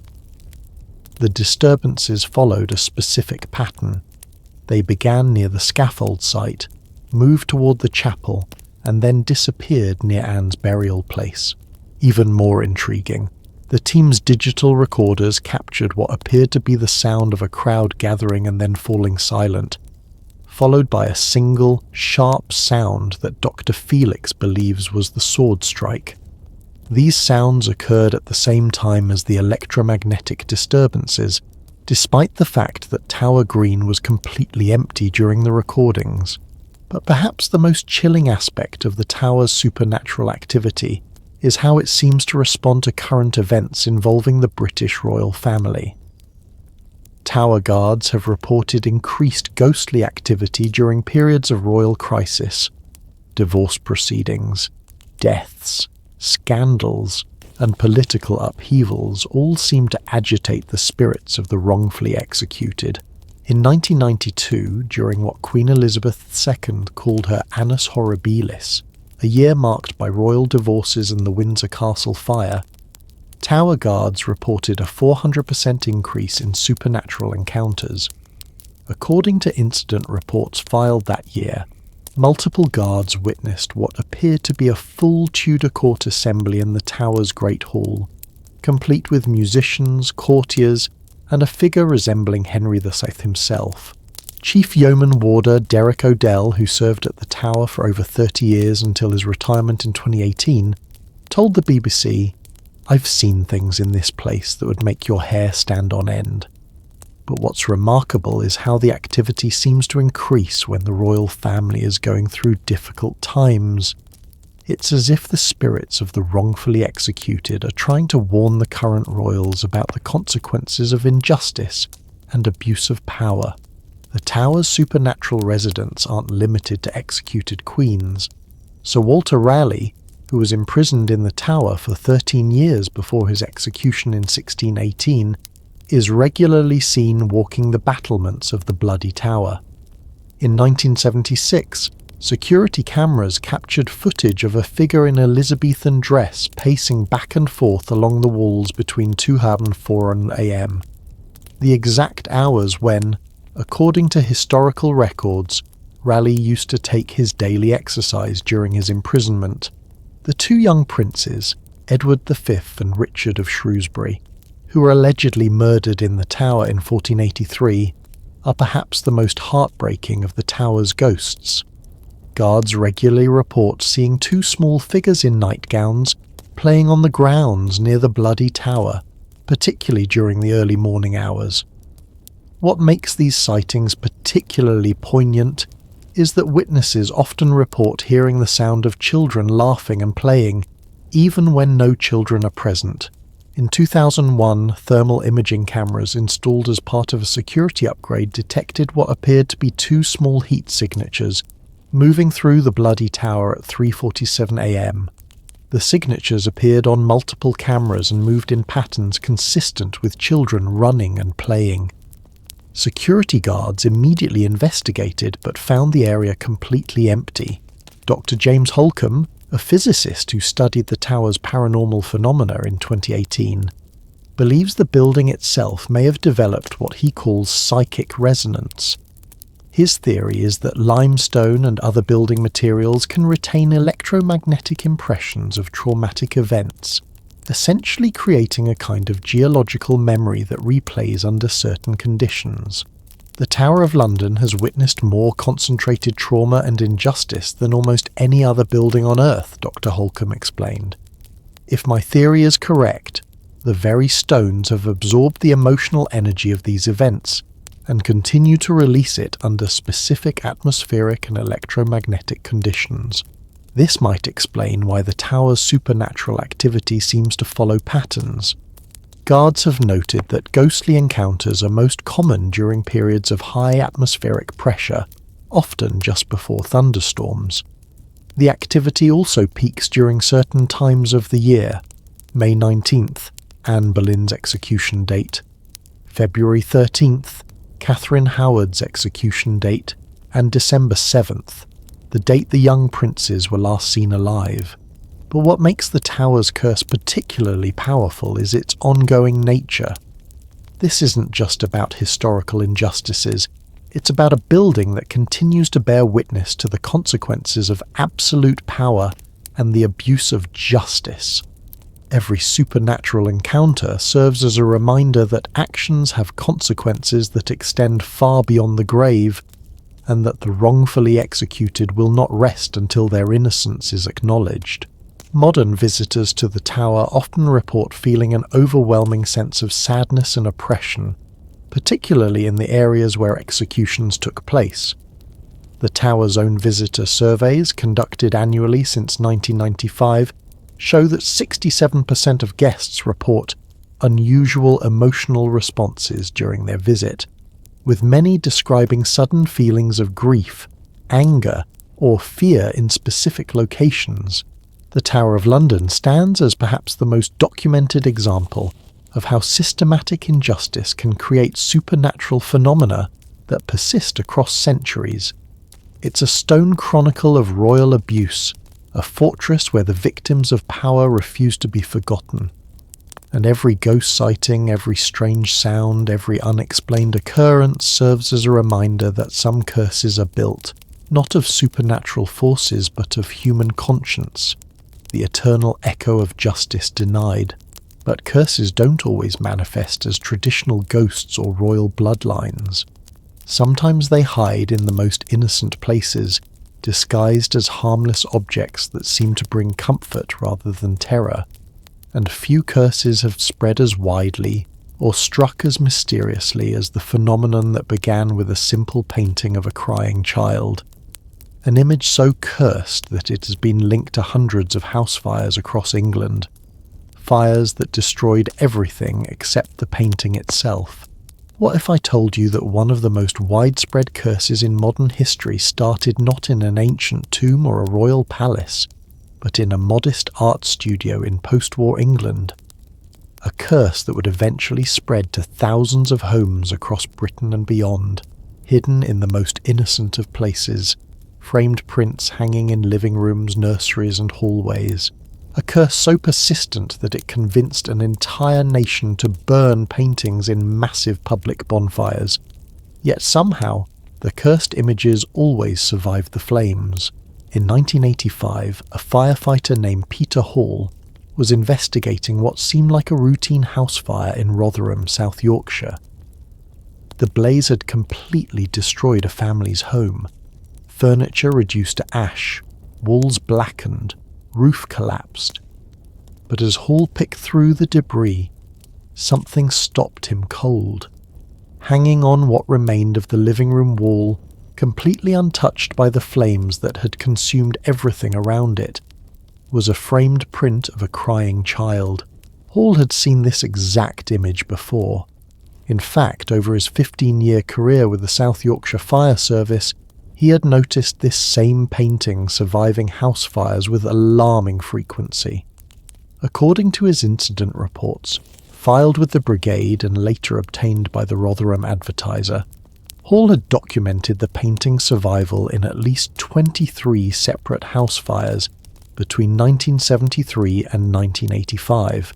But Hall wasn't the only one noticing this pattern. Fire investigation teams across northern England were reporting the same phenomenon.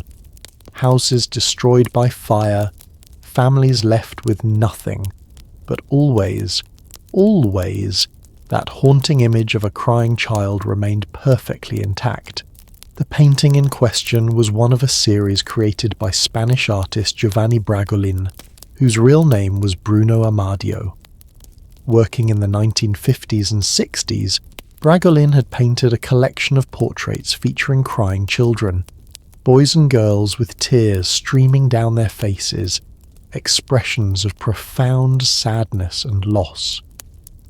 The paintings were mass-produced as affordable prints and sold throughout Europe, becoming particularly popular in British working-class homes during the 1960s and 70s. But something was wrong with these paintings from the very beginning. According to records from the Bonfire Art Gallery in Madrid, where Bragolin's original works were first displayed, 3 separate fires occurred at venues exhibiting his crying children paintings between 1963 and 1968. Each time the gallery was destroyed, but the crying child paintings survived unscathed. Dr. Marcia Santos, an art historian at the Universidad Complutense in Madrid, who studied Bragolin's work in 1994, uncovered disturbing details about the artist's methods. According to her research, published in the Journal of Iberian Art History, Bragolin didn't use professional child models for his paintings. Instead, he sought out children from orphanages and refugee camps, children who had experienced real trauma and loss. Bragolin believed that genuine emotion, particularly genuine suffering, could be captured and preserved in paint, Dr. Santos wrote. He specifically chose children who had lost their parents in the Spanish Civil War or World War II, believing their authentic grief would give his paintings what he called emotional truth. But here's where the story becomes truly disturbing. According to testimony from Sister Maria Carmen, a nun who worked at the Madrid orphanage where Bragolin found many of his subjects, several of the children who posed for the crying boy paintings died under mysterious circumstances shortly after their sessions. The orphanage records preserved in the Archivo Histórico Nacional show that between 1954 and 1961, 7 children who had posed for Bragolin died in fires. Sister Maria Carmen, in a 1995 interview with El País newspaper, recalled, "The children who sat for Senor Bragolin always seemed different afterwards, sadder, more withdrawn. They would speak of nightmares about being trapped in fire. When the fires began claiming them, we started to believe the paintings had captured not just their images, but their souls." The curse might have remained a local Spanish phenomenon if not for a British art dealer named Harold Richmond, who discovered Bragolin's work during a buying trip to Madrid in 1963. Richmond saw commercial potential in the emotionally powerful images and arranged to have thousands of prints made for the British market. Richmond's company, Torch Gallery Prints, sold over 50,000 copies of various crying boy paintings throughout Britain between 1965 and 1980. According to sales records discovered in Richmond's estate papers in 2003, the prints were particularly popular with young families, often purchased as nursery decorations or gifts for new parents. But by the early 1980s, a pattern was emerging that would terrify an entire nation. Fire brigades across Britain began documenting cases where houses had burned down completely, except for one surviving item, a crying boy painting. The South Yorkshire Fire Service was the first to formally investigate the phenomenon, but similar reports were coming in from Manchester, Liverpool, Birmingham, and dozens of smaller towns. The story exploded into national consciousness on September 4, 1985, when the Sun newspaper ran a front-page story with the headline, "Curse of the Crying Boy." The article, written by reporter Kevin O'Sullivan, documented 15 specific cases where houses had been destroyed by fire, but crying boy paintings had survived intact. What made the story credible wasn't just the number of incidents, but the quality of the witnesses. These weren't superstitious civilians or attention-seeking publicity hounds. These were professional fire investigators, trained to analyze burn patterns and determine cause and effect. Their testimony was consistent and detailed. Everything in the house would be destroyed, often down to the floorboards, but the crying boy painting would remain hanging on the wall, showing no signs of heat damage or smoke exposure. Station Officer Paul Jameson of the West Yorkshire Fire Service told The Sun, "In 18 years of firefighting, I've never seen anything like it. We've had cases where the wall behind the painting is completely charred, the frame is metal and should have conducted heat, but the painting itself looks like it was hung 5 minutes ago. There's no scientific explanation for it." The Sun's investigation triggered a massive public response. Within days of the article's publication, the newspaper received over 2,500 phone calls from readers claiming to own crying boy paintings and reporting strange occurrences in their homes. According to the Sun circulation records, the September 4th edition sold 4.2 million copies, their highest single-day sales figure of 1985. But the real proof of the curse's power came from what happened next. Across Britain, people began getting rid of their crying boy paintings. Some tried to throw them away, only to find them mysteriously return to their walls the next morning. Others attempted to burn them, but the paintings refused to catch fire. Desperate families brought their cursed artwork to fire stations, begging firefighters to dispose of them safely. The South Yorkshire Fire Service organised what they called the Great Crying Boy Bonfire on October 31st, 1985, Halloween night. According to their official report, over 2,000 Crying Boy paintings were collected from across the county and burned in a controlled bonfire at a scrapyard in Rotherham. But even this mass burning had an eerie quality. Fire Chief Brian Cartwright, who supervised the event, reported that while the frames and glass burned normally, many of the actual painted images seemed resistant to the flames. "We had to douse some of them with petrol and burn them 3 or 4 times before they would finally catch," he told Yorkshire Television. It was as if they didn't want to be destroyed. The phenomenon wasn't limited to Britain. Similar reports began emerging from other countries where the paintings had been sold. In 1987, the Hamburg Fire Department in Germany documented 12 cases of house fires where Crying Boy paintings had survived intact. Fire investigator Klaus Weber told Der Spiegel magazine, "The statistical probability of the same type of painting surviving multiple unrelated fires is essentially 0. There is something unusual happening here that we cannot explain with conventional fire science." Dr. Michael Lewis, a psychology professor at the University of Cambridge who studied the Crying Boy phenomenon in 1990, believed the curse's power lay not in supernatural forces, but in what he called collective suggestive influence. His research, published in the British Journal of Social Psychology, suggested that once the idea of the curse became widespread, people unconsciously behaved in ways that made the curse seem real. When people believe a painting is cursed, Dr. Lewis explained, they may unconsciously treat it with special care, placing it in locations less likely to be damaged by fire. They may also be more likely to notice and remember instances where the painting survives while ignoring cases where it doesn't. The human mind is remarkably good at finding patterns, even where none exist. But Dr. Lewis's psychological explanation couldn't account for all the documented cases. Fire investigator Peter Hall kept detailed records throughout his career and found that Crying Boy paintings survived fires at a rate 347% higher than other similar artwork. "I tried to approach this scientifically," Hall told the BBC in 2018. "Shortly before his retirement, I documented everything. Room temperature, humidity, materials used in frames, placement on walls. There's no physical explanation for why these particular paintings survive when everything else burns. The curse even adapted to modern technology. In 2003, digital copies of Crying Boy paintings began circulating on the internet, and reports started emerging of computer hard drives failing or catching fire after people downloaded the images. The IT department at Reading University documented 5 separate cases where computers displaying Crying Boy images as screensavers suffered catastrophic hardware failures involving overheating and electrical fires.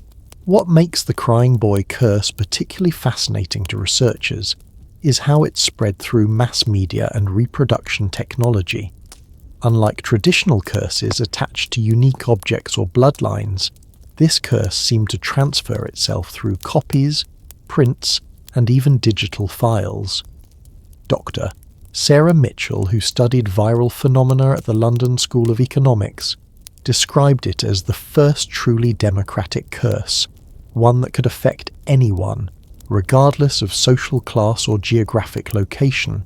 The psychological impact of the Crying Boy curse extended far beyond the individual families affected by house fires.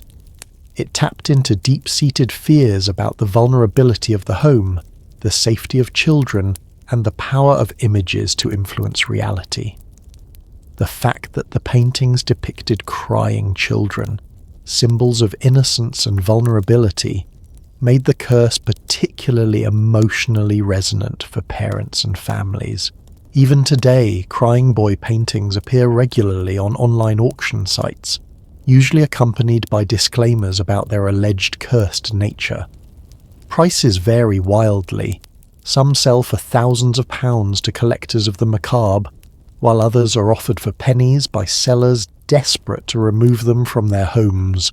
The British Fire Service no longer officially tracks correlations between house fires and surviving artwork, but individual firefighters continue to report unusual patterns. In 2019, Station Commander David Phillips of the London Fire Brigade told a regional newspaper, "I can't speak for the service officially, but personally I've seen enough crying boy paintings survive fires to make me very uncomfortable. There's something about those images that doesn't follow normal rules. The crying boy curse represents something unique in the history of supernatural phenomena, a curse that achieved global distribution through mass production and media coverage. It demonstrates how modern technology and communication can amplify and spread supernatural beliefs with unprecedented speed and reach. But our journey through cursed objects and haunted places now takes us to a different kind of supernatural phenomenon, one that targets not families or individuals, but entire audiences gathered in the sacred space of the theatre. Because when words themselves become cursed, when a single play becomes so dangerous that speaking its name aloud can bring disaster, we enter a realm where art and supernatural forces become inextricably intertwined. In the world of theatre, there exists a play so cursed that actors refuse to speak its name aloud, directors cross themselves before staging it, and theatre owners increase their insurance premiums just to host it. For over 400 years, this single work of dramatic literature has been linked to more accidents, deaths, and disasters than any other piece of art in human history. And the most terrifying part? The curse seems to grow stronger with each passing century, as if feeding on the very fear it creates. I'm talking about what theatre professionals call the Scottish play, though you and I know it as Macbeth, Shakespeare's darkest tragedy about ambition, murder, and the supernatural. But why won't seasoned actors say that name out loud? Because according to documented records kept by actors' unions, theatre companies and insurance firms, productions of this play have been associated with over 300 serious accidents and at least 23 deaths since it was first performed in 1606. The curse began, according to theatre legend, with the very first performance. Shakespeare had written Macbeth specifically to flatter King James III, who was fascinated by witchcraft and the supernatural. To make the witches' scenes as authentic as possible, Shakespeare reportedly consulted with actual practitioners of the occult, incorporating real incantations and magical formulas into the play's dialogue. According to records from the King's Men Theatre Company, preserved in the British Library, the boy actor originally cast to play Lady Macbeth.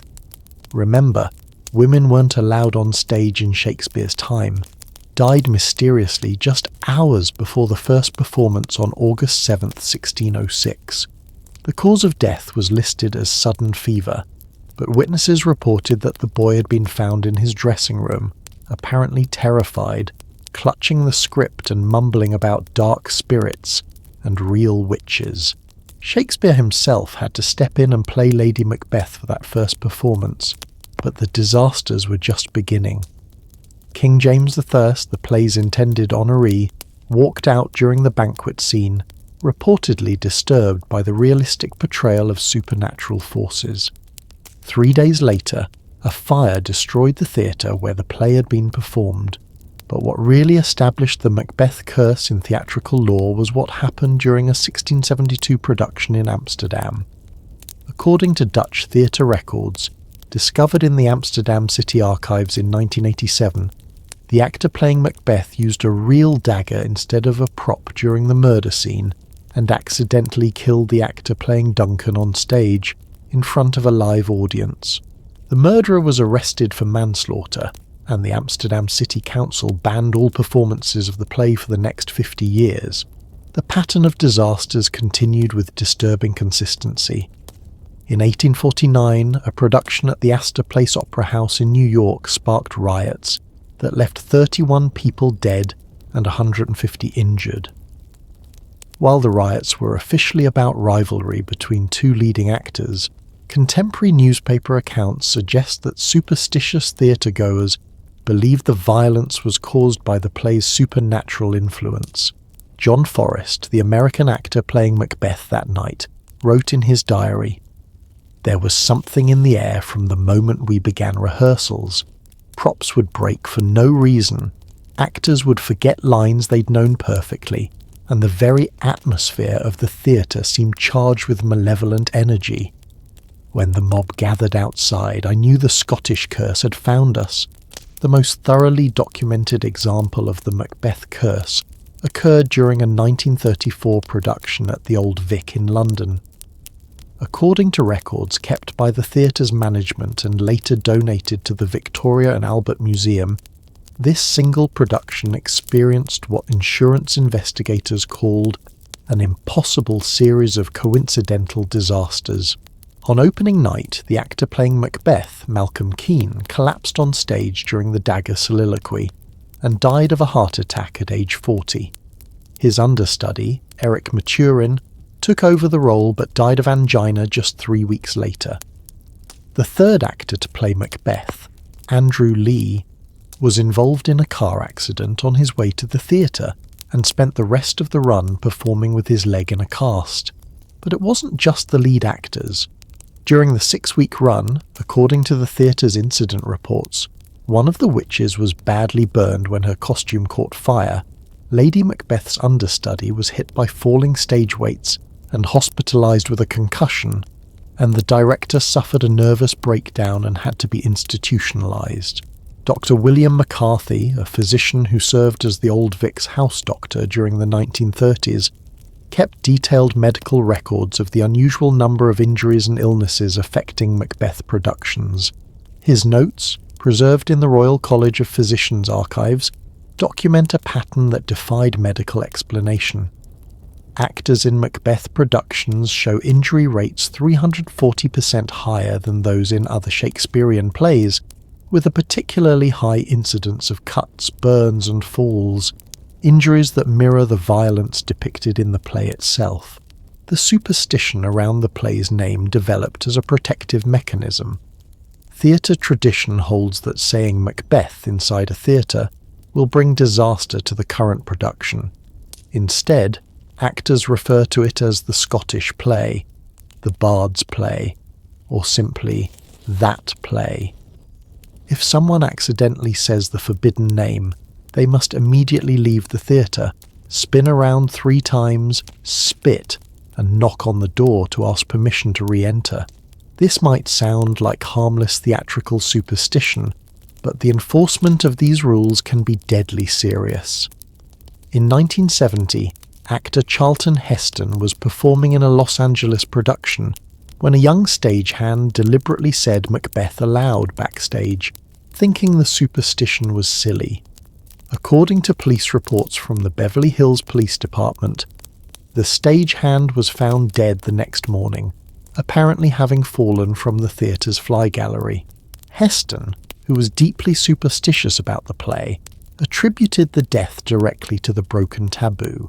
The curse has followed the play into the modern era with remarkable persistence. During a 1988 production at the Lincoln Center in New York starring Christopher Plummer, the theatre experienced what the New York Fire Department called an unprecedented series of equipment failures. In the span of 2 weeks, 3 separate electrical fires broke out in different parts of the theatre. The main curtain fell and injured 2 actors, and a piece of the set collapsed during a performance, missing Plummer's head by inches. Plummer himself, in his 2012 autobiography In Spite of Myself, wrote, "I've performed in over 200 productions in my career, but nothing compared to the feeling of dread that surrounded that Macbeth. Every night felt like we were tempting fate, and fate was eager to respond. But perhaps the most chilling modern example occurred during a 2001 production in Chicago. According to reports filed with the Illinois Department of Labor, 3 actors were injured when a pyrotechnic effect malfunctioned. A lighting technician was electrocuted and had to be resuscitated, and the theatre was evacuated twice due to gas leaks that investigators could never fully explain. What makes these incidents particularly disturbing is their specificity to Macbeth productions. Dr. Jennifer Williams, a statistician at Northwestern University who studied theatrical accident rates in 2015, found that while other Shakespeare plays show normal accident rates for theatrical productions, Macbeth productions experience injury rates that are statistically impossible to explain by chance alone. I analysed accident reports from 1,247 professional theatre productions between 1990 and 2014. Dr. Williams explained, Hamlet, King Lear, Romeo and Juliet all show injury rates within normal statistical parameters, but Macbeth productions show a 400% increase in serious accidents, a 250% increase in equipment failures, and a 67% increase in medical emergencies among cast and crew. The probability of this being coincidental is less than 0.0%. The curse has also adapted to Hollywood, where multiple film adaptations of Macbeth have been plagued by disasters. Roman Polanski's 1971 film experienced a series of tragic accidents during production, including the death of a stunt coordinator and serious injuries to several cast members. More recently, the 2015 film starring Michael Fassbender was plagued by equipment failures, weather disasters, and what the director later described as an atmosphere of dread that seemed to follow us throughout the shoot. But why would a 400-year-old play continue to generate such consistently negative effects? Some researchers believe the answer lies in the power of collective belief and suggestion.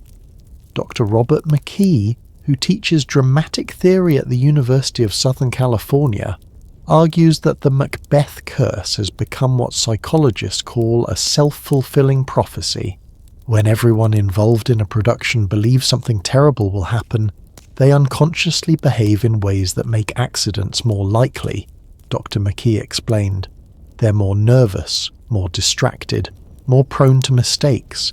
The fear of the curse creates the very conditions that make the curse seem real, but this psychological explanation doesn't account for the mathematical precision of the curse's manifestations, or why the accidents so often mirror the specific types of violence depicted in the play itself. Fire, falls, weapons malfunctions, sudden deaths. The ways people are injured during Macbeth productions correspond eerily to the methods of murder and destruction in Shakespeare's text. Dr. Margaret Foster, the Oxford anthropologist who studies cursed objects, believes that Macbeth represents something unique in the history of supernatural phenomena, a work of art that has achieved independent supernatural existence. Her theory is that the play has become a kind of supernatural entity, feeding on the psychic energy of fear and expectation generated by each new production. Shakespeare didn't just write about witchcraft and supernatural forces, Dr. Foster suggests. He may have accidentally created a kind of theatrical tulpa, a thought form that has gained independent existence through centuries of concentrated belief and emotional investment. Each time the play is performed, it grows stronger. Whether you believe in supernatural explanations or psychological ones, the statistical evidence is undeniable. Macbeth productions are dangerous in ways that can't be explained by normal theatre hazards. The curse has created its own ecosystem of fear, superstition, and respect within the theatrical community, where even the most sceptical professionals take precautions when working with the Scottish play. Today, many theatres require special insurance policies for Macbeth productions, and some refuse to stage the play at all. But the curse's power extends beyond mere superstition. it has fundamentally changed how we think about the relationship between art and reality, between words and their consequences. The Macbeth curse reminds us that some forces in this universe may be beyond our current understanding, that human creativity can sometimes tap into energies we don't fully comprehend. It suggests that words, when crafted with sufficient skill and charged with enough emotional power, can take on lives of their own. But curses don't always target theatres or families or individuals. Sometimes they attach themselves to objects so ordinary, so innocent-looking, that their deadly power remains hidden until it's far too late. And in our next story, we'll encounter a vehicle so cursed that it didn't just change the fate of one man, it altered the course of human history, setting in motion a chain of events that would claim the lives of over 17 million people. History has a way of hinging on the smallest moments. A wrong turn, a missed opportunity, a single bullet. But what if I told you that one automobile, a beautiful open-top touring car, became the catalyst for the deadliest conflict in human history? And that after triggering World War I through the assassination of Archduke Franz Ferdinand, this same vehicle continued hunting down and killing its subsequent owners with such methodical precision that it became known as the most cursed car ever built. On June 28, 1914, Archduke Franz Ferdinand of Austria-Hungary was riding through the streets of Sarajevo in a gleaming red 1911 Grafen-Stift double phaeton. The car was a masterpiece of automotive engineering, luxurious, powerful, and supposedly the safest vehicle money could buy. It has been specially modified for the Archduke's visit, with extra-wide running boards and a lowered roof to give the crowds a better view of the heir to the Austro-Hungarian throne. But this car was about to become the most consequential vehicle in human history. Because of a series of seemingly random events involving this automobile, over 17 million people would die in World War I, empires would fall, and the entire political landscape of the 20th century would be shaped. Here's how it happened. The Archduke's motorcade was supposed to take a direct route through Sarajevo to the town hall, but due to a last-minute security concern, the route was changed. Unfortunately, nobody informed the drivers. When the lead car turned down Franz Joseph Street, the original route, Franz Ferdinand's driver, Leopold Leuker, followed, realizing his mistake only when he saw the crowds had thinned out. According to police reports filed with the Sarajevo Metropolitan Police and preserved in the Bosnia and Herzegovina National Archive, Leuker stopped the car directly in front of Schiller's Delicatessen to turn around. At that exact moment, 19-year-old Gavrilo Princip emerged from the Delicatessen where he'd been eating a sandwich, having given up on his assassination attempt after the motorcade took an unexpected route. Princip couldn't believe his luck. The Archduke's car had stopped less than 5 feet away from him. He drew his pistol and fired 2 shots. The first hit Sophie, the Archduke's wife, in the stomach. The second hit Franz Ferdinand in the neck, severing his jugular vein. Both died within minutes, their blood soaking into the red leather seats of the Grafen-Stift. But that's just the beginning of this car's cursed story. What happened to the vehicle after the assassination reads like a supernatural thriller, with each subsequent owner meeting a violent end in ways that seemed cosmically orchestrated. After the assassination, the car was impounded by Austrian authorities as evidence. But following the outbreak of World War I just 1 month later, it was sold to an Austrian general named Potiorek, the same man who had been responsible for the Archduke's security and had failed to protect him. According to military records from the Austrian War Archive, Potiorek believed owning the car would somehow redeem his reputation. General Potiorek was killed in the car just 4 months later, when it overturned during a routine journey between military headquarters. According to the accident report, filed with the Imperial Austrian Army and discovered in the Vienna State Archives in 1987, the car's steering mechanism failed suddenly, sending it careening off a mountain road. Potiorek was crushed when the vehicle rolled over him. Witnesses reported that his final words were, "The blood. I can see the blood in the seats." The car was then sold to an Austrian army captain named Gerd Thet. According to Thet's service record, he was an experienced driver who had never been involved in any vehicular accidents. But on his third trip in the former Archduke's car, Thet lost control on a straight, dry road in perfect weather conditions. The car veered into a tree, killing Thet instantly. The accident report noted that Thet appeared to have been thrown from the vehicle with such force that investigators initially suspected he'd been shot, but no evidence of foul play was found. Following Thet's death, the car was purchased by Dr. Hirschfeld, a physician from Vienna who claimed he didn't believe in superstitions. Dr. Hirschfeld had the car completely restored, reupholstered, and mechanically overhauled, thinking that would somehow cleanse it of its dark history. According to records from his medical practice, preserved in the Vienna Medical Association archives, Dr. Hirschfeld was a rational man who publicly dismissed the idea of cursed objects. Dr. Hirschfeld died in the car 6 months later. According to police reports from the Vienna Metropolitan Police, he was found dead behind the wheel on a busy Vienna street in broad daylight. The car had apparently accelerated on its own and crashed into a building.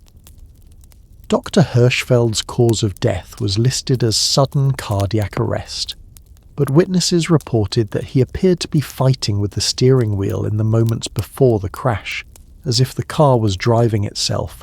The pattern was becoming impossible to ignore. By 1920, word of the car's deadly history had spread throughout Austria and the surrounding regions. But Swiss race car driver Tibor Hirschfeld, no relation to Dr. Hirschfeld, purchased the vehicle anyway, believing his racing experience would protect him from whatever mechanical issues were causing the accidents. Tibor Hirschfeld lasted exactly 3 weeks. During a race at the Salzburg Speed Trials, according to Austrian motorsport records preserved in the Salzburg Racing Club archives, the car's brakes failed completely while Hirschfeld was driving at over 60 miles per hour. The car went off the track and into a crowd of spectators, killing Hirschfeld and 5 onlookers. Mechanical inspection after the crash found that the brake lines had been severed cleanly, as if by a sharp blade, but investigators could find no explanation for how this could have happened during the race. At this point, the car had killed 7 people in 6 years, but its deadliest owner was yet to come. In 1921, the car was purchased by Count Bela Maj, a Hungarian nobleman who collected unusual vehicles and was fascinated by the car's morbid history. According to his personal journal, discovered in the Hungarian National Archives in 1994, Count Maj believed he could break the curse through sheer force of will and careful maintenance. Count Maj assembled a team of mechanics to inspect every component of the vehicle. They found nothing mechanically wrong with the car. The engine was powerful, the brakes were responsive, the steering was precise. By all accounts, it was a perfectly functioning automobile. But 3 months after purchasing the car, Count Maj was driving through Budapest when the vehicle suddenly accelerated to maximum speed and veered into the Danube River. According to witness statements collected by the Budapest police, the Count appeared to be fighting for control of the steering wheel and was heard screaming that the car won't obey. Both Count Maj and his passenger, his close friend Count Lajos, drowned when the car sank in the river. What makes this incident particularly disturbing is that the car was recovered from the Danube 3 days later in perfect mechanical condition. Hungarian police investigators found that the engine was still running when divers reached it on the river bottom, and all mechanical systems were functioning normally. There was no explanation for why the car had suddenly become uncontrollable. By 1926, the car had killed 9 people, and its reputation had spread across Europe. But instead of being destroyed, it was purchased by the Yugoslav government, which planned to display it in a museum as a historical artifact related to the assassination that had triggered World War I. But even as a static museum display, the car continued to claim lives. According to records from the Museum of Yugoslav History in Belgrade, 6 security guards died under mysterious circumstances while working night shifts in the room where the car was displayed. The deaths occurred over a period of 3 years, and all involved apparent heart attacks in otherwise healthy young men. The most detailed account comes from the museum's security log, preserved in the Serbian National Archives. Night guard Milos Pavlović wrote in his final report dated March 15, 1929, "The car, there is something wrong with the car. At midnight I hear the engine running, but when I look it is silent and still.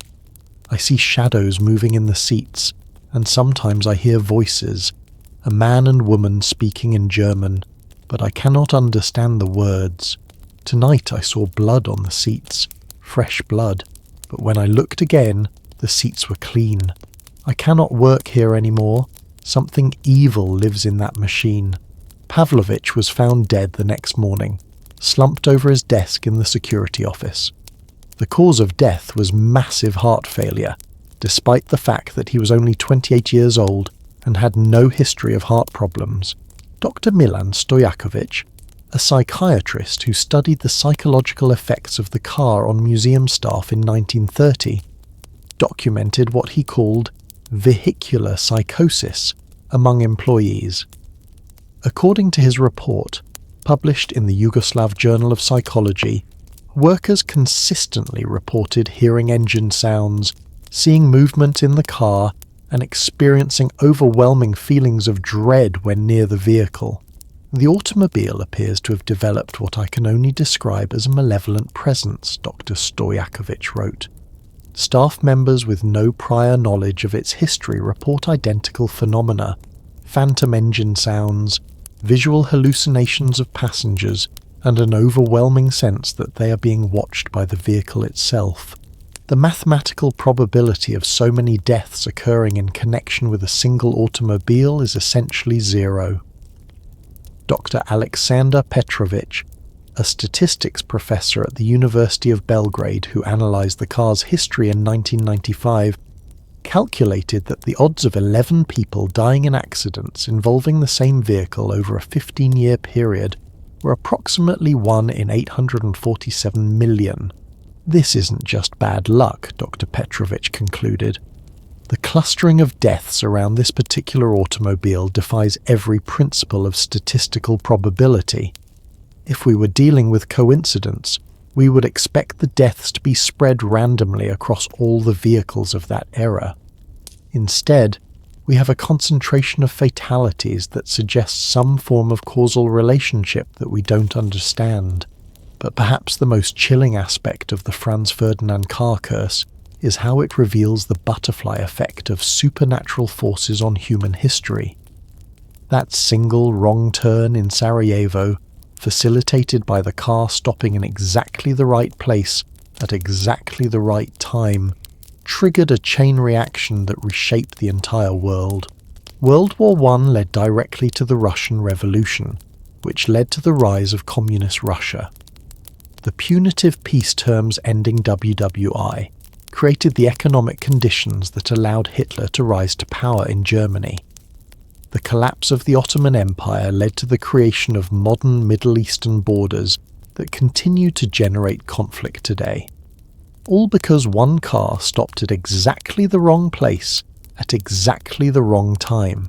Some historians argue that war was inevitable in 1914, that the assassination was merely the spark that lit a powder keg that was already primed to explode.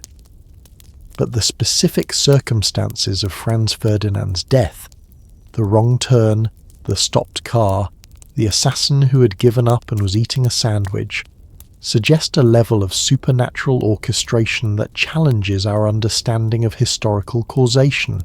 The car itself was finally destroyed in 1944 during an Allied bombing raid on Belgrade. According to Yugoslav government records, the museum was evacuated and most artifacts were saved, but the car was deliberately left behind. Museum director Petr Nikolic wrote in his final report, "We made no attempt to save the cursed automobile. Perhaps it is better that it be destroyed by the fires of war, consumed by the same violence it helped unleash upon the world. But even in its destruction, the car's legacy continued to shape history. The assassination it facilitated set in motion forces that are still playing out today. National boundaries drawn in the aftermath of WWI, ethnic tensions that erupted in the Balkan Wars of the 1990s, political systems that continue to struggle with the aftermath of empire and revolution. The Franz Ferdinand car reminds us that sometimes the smallest events can have the largest consequences, and that curses don't always target individuals or families. Sometimes they reshape the entire trajectory of human civilization. It suggests that supernatural forces may operate on scales we can barely comprehend, influencing not just personal destinies, but the fate of nations and the course of history itself. But curses aren't always about ancient magic or supernatural forces. Sometimes they're created by human institutions, by collective beliefs that become so powerful they take on lives of their own. And nowhere is this more evident than in the world of sports, where an entire city's belief in their own doom created a curse so powerful that it lasted for over a century. When we think of curses, we usually imagine ancient tombs, royal bloodlines, or haunted objects. But in America, some of the most powerful and persistent curses aren't found in dusty museums or crumbling castles. They live in stadiums, carried in the hearts of millions of fans who pass their belief in doom from generation to generation like a sacred, terrible inheritance. And no curse in American sports history has been more documented, more persistent, or more psychologically devastating than the 108-year hex that turned the Chicago Cubs from champions into the most lovably cursed team in baseball. It all began on October 6, 1945, during Game 4 of the World Series between the Chicago Cubs and the Detroit Tigers. The Cubs were playing at Wrigley Field, and among the 41,708 fans in attendance was a Greek immigrant named William Billy Goat Sianis, owner of the Billy Goat Tavern near downtown Chicago. Sianis had purchased 2 tickets, one for himself and one for his pet goat Murphy, who served as the tavern's mascot and good luck charm. Now, bringing a goat to a baseball game might sound eccentric, but Sianis wasn't just any fan. According to records from the Chicago Tribune archives, he'd been bringing Murphy to Cubs games since 1944, and the team had never lost when the goat was in attendance. Murphy had become something of a local celebrity, with his own press clippings and a devoted following among Cubs faithful. But on that October afternoon, something went wrong.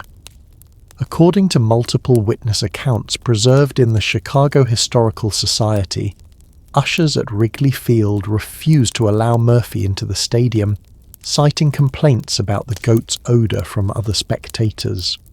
When Sianis protested, pointing to Murphy's ticket, security guards escorted both of them from the ballpark. What happened next would echo through Cubs history for more than a century.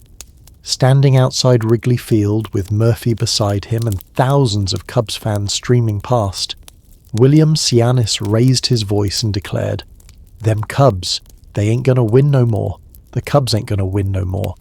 According to a Chicago Sun-Times reporter who witnessed the scene, Sianis then pointed directly at the stadium and added, "Because you insulted my goat, you are cursed. The Cubs will never win a World Series again." Now, you might think this sounds like the frustrated rant of an angry fan, but here's what makes this curse so remarkable. It worked with mathematical precision for exactly 71 years, 5 months, and 3 days.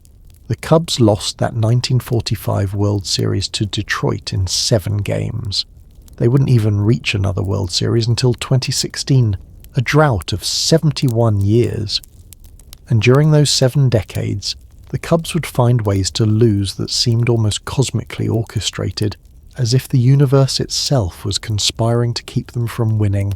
Let me walk you through some of the most heartbreaking near misses, because the Billy Goat Curse didn't just prevent the Cubs from winning, it seemed to take sadistic pleasure in bringing them tantalizingly close to victory before snatching it away. In 1969, the Cubs had a commanding 9.5 game lead in their division, with just over a month left in the season. According to statistics compiled by the Society for American Baseball Research, no team in modern baseball history had ever blown a lead that large so late in the season. But the Cubs proceeded to lose 18 of their final 25 games, allowing the New York Mets to overtake them and reach the World Series instead. 1984 was even more heartbreaking. The Cubs reached the National League Championship Series against the San Diego Padres, leading the best of 5 series 2-1. They needed just one more victory to reach the World Series and potentially break the curse. But in Game 4, with the Cubs leading 3-2 in the 9th inning, San Diego scored 2 runs to win. The Cubs lost Game 5 the next day, and once again, the curse had struck at the moment of greatest hope. But perhaps the most devastating manifestation of the Billy Goat Curse occurred in 2003, during what Cubs fans now call simply the Bartman game. The Cubs were leading the Florida Marlins 3-0 in the 8th inning of Game 6 of the National League Championship Series. They were just 5 outs away from reaching the World Series for the first time since 1945. Then fate, in the form of a Cubs fan named Steve Bartman, intervened. A foul ball hit down the left field line looked like it might be caught by Cubs left fielder Moises Alou. But Bartman, sitting in the front row, reached for the ball, deflecting it away from Alou's glove. What happened next seemed to channel the very essence of the curse. According to the official game statistics, the Cubs had been 95.3% likely to win the game at that moment, based on historical data from similar situations. But after the Bartman incident, the team completely collapsed. They gave up 8 runs in that inning, lost the game 8-3, and lost Game 7 the next night. The curse had struck again, using an innocent fan as its instrument. Dr. Michael Lewis, a sports psychologist at the University of Chicago who studied the Cubs curse phenomenon, found that belief in the curse actually affected player performance in measurable ways. In his 2010 study, published in the Journal of Sports Psychology, he documented what he called curse anxiety among Cubs players and fans. When an entire organization believes they're cursed, Dr. Lewis explained, it creates a psychological environment where failure becomes a self-fulfilling prophecy. Players press harder in crucial moments, fans expect the worst, and that collective anxiety manifests as poor decision-making and increased errors. The numbers support Dr. Lewis's theory. Statistical analysis by ESPN's research department found that Cubs players performed significantly worse in high-pressure situations during the curse years. In games where they could clinch playoff series or championships, Cubs players had batting averages 23% lower than their season averages and made 35% more fielding errors. But the Billy Goat Curse wasn't the only sports hex tormenting American fans. The curse of the Bambino, which plagued the Boston Red Sox from 1918 to 2004, showed similar patterns of cruel near misses and devastating defeats. After selling Babe Ruth to the New York Yankees, the Red Sox went 86 years without winning a World Series, losing potential championships in ways that seemed to defy probability. Dr. Christopher Bader, a sociologist at Chapman University who studies belief in supernatural phenomena, found that sports curses serve a unique psychological function in American culture. His 2015 research, published in the American Journal of Sociology, revealed that 73% of Americans believe in at least one sports-related superstition, and 34% believe that curses can actually affect game outcomes. Sports curses fulfill our need for narrative meaning in random events, Dr. Bader explained. When your team loses in heartbreaking fashion year after year, it's psychologically easier to believe in a curse than to accept that sometimes bad things just happen randomly. The curse provides a story, a reason, a villain to blame. But what makes the Billy Goat Curse particularly fascinating is how it evolved and adapted over time.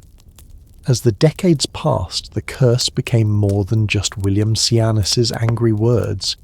It became a living part of Cubs culture, growing stronger with each passing generation of disappointed fans. The Cubs organization tried numerous methods to break the curse over the years.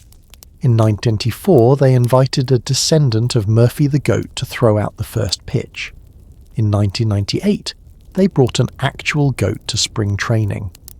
In 2003, after the Bartman incident, they hired a curse removal specialist who performed what he called spiritual cleansing of Wrigley Field. But perhaps the most elaborate curse-breaking attempt occurred in 2004, when the Cubs hired a team of Tibetan monks to perform blessing rituals throughout Wrigley Field. According to a Chicago Tribune report, the monks spent 3 days chanting, burning incense, and performing ceremonies designed to neutralize negative spiritual energy.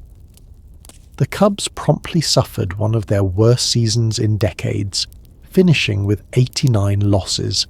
The psychological weight of the curse on Cubs fans themselves became a subject of academic study.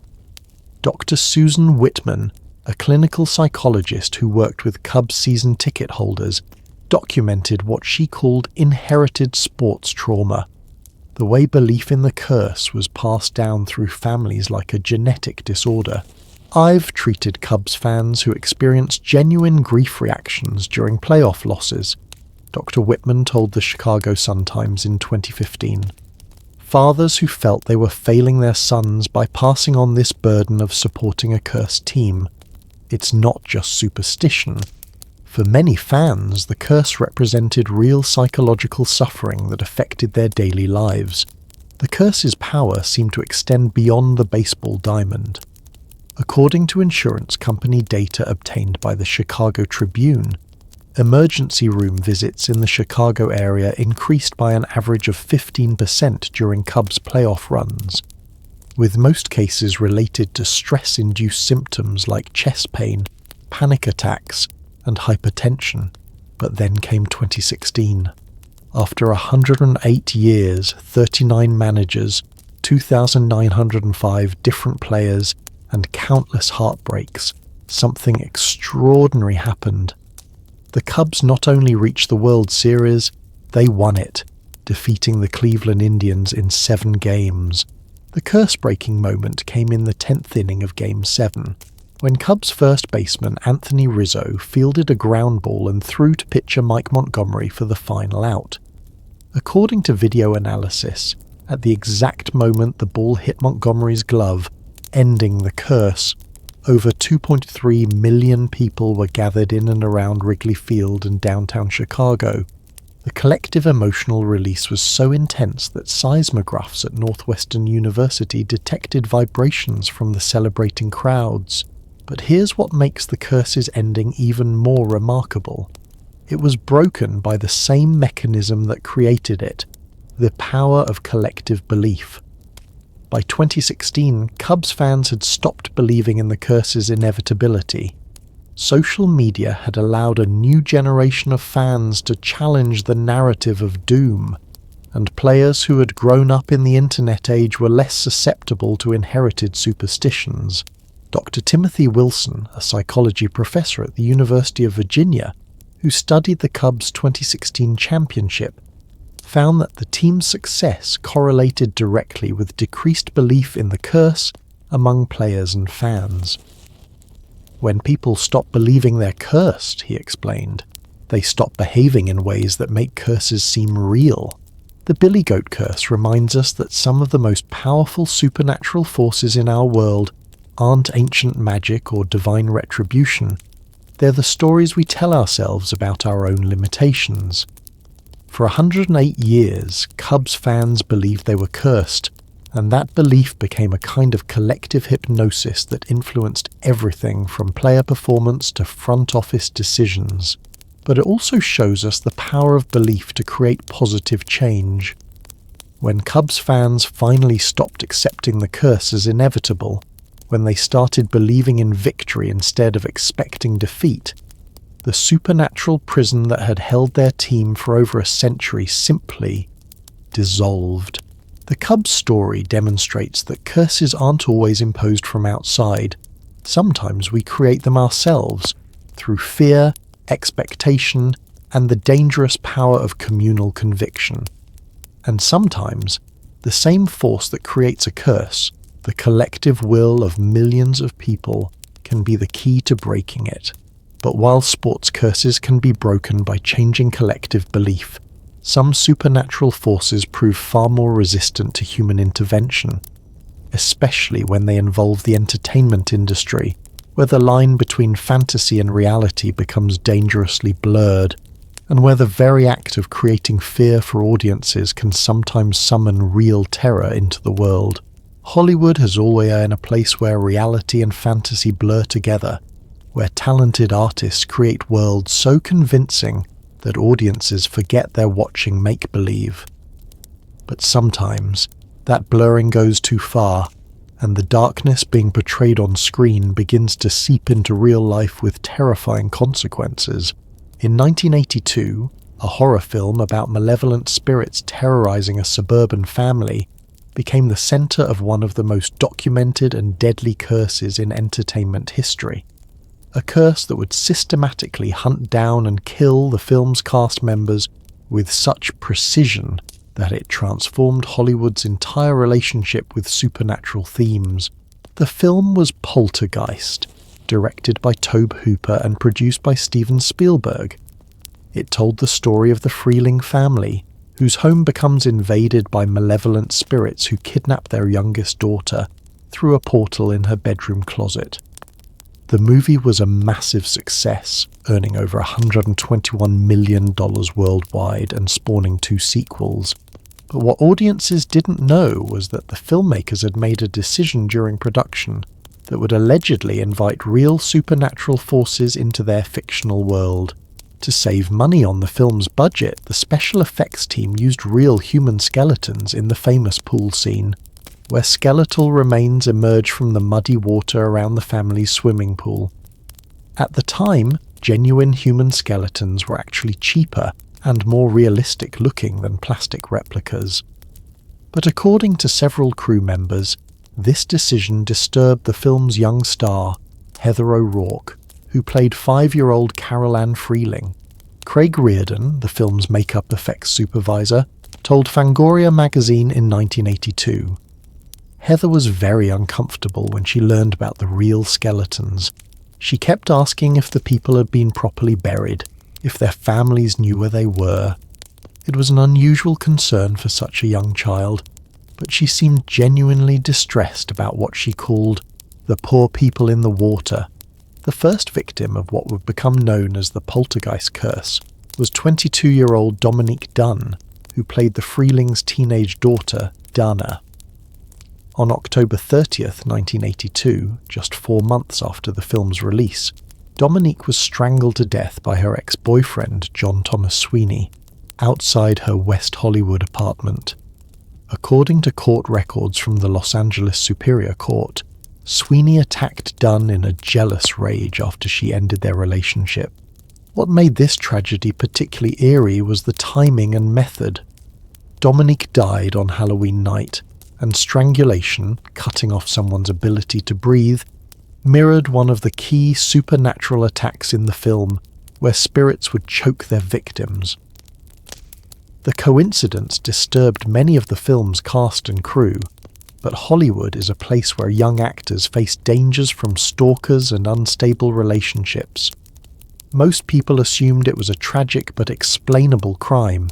Then came the second death. Julian Beck, who played the terrifying creature Henry Kane in Poltergeist 2, died on September 14, 1985, during post-production of the sequel. Beck had been diagnosed with stomach cancer before filming began, But according to his medical records, obtained by his family and later shared with entertainment journalists, his condition deteriorated far more rapidly than doctors expected. Dr. Michael Rosenbaum, Beck's oncologist at Cedars-Sinai Medical Center, told the Los Angeles Times in 1985, "Julian's cancer progressed at an unusually aggressive rate during the filming of Poltergeist 2. We had expected him to have at least 18 months, possibly longer. Instead, he deteriorated rapidly over just 4 months. It was as if something was accelerating the disease process. Beck himself seemed to believe supernatural forces were affecting his health." According to his wife, Carol Ruder, Julian became increasingly paranoid during filming, convinced that playing the evil preacher had somehow opened him to spiritual attack. In his final interview, given to the horror magazine Rue Morgue just weeks before his death, Beck said, "There's something about this film, this character. I feel like I've invited something dark into my life. The role is consuming me from the inside, but the most heartbreaking and mysterious death was yet to come." Heather O'Rourke, the cherubic blonde child who had become the face of the franchise with her famous line, "They're here," began experiencing health problems during the production of Poltergeist 3 in 1987. According to medical records from the Children's Hospital of Philadelphia, obtained through a lawsuit filed by Heather's mother in 1990, the young actress was misdiagnosed with Crohn's disease when she began experiencing severe abdominal pain and flu-like symptoms. But on February 1st, 1988, just months before Poltergeist 3 was scheduled for release, Heather suffered what doctors initially thought was a severe flu attack. Dr. Daniel Hollander, the emergency room physician who treated Heather at Children's Hospital of San Diego, filed a detailed report that was later obtained by People magazine. According to Dr. Hollander, Heather's condition deteriorated with shocking speed. The child went from experiencing mild flu symptoms to full cardiac arrest in less than 6 hours. We later discovered she had been suffering from acute bowel obstruction, caused by a previously undetected birth defect, but the rapid progression of her symptoms was unlike anything I'd seen in 15 years of pediatric emergency medicine. Heather O'Rourke died during surgery on February 1st, 1988, at age 12. She had been filming Poltergeist 3 right up until her final illness, and according to crew members, her health problems had begun almost immediately after production started.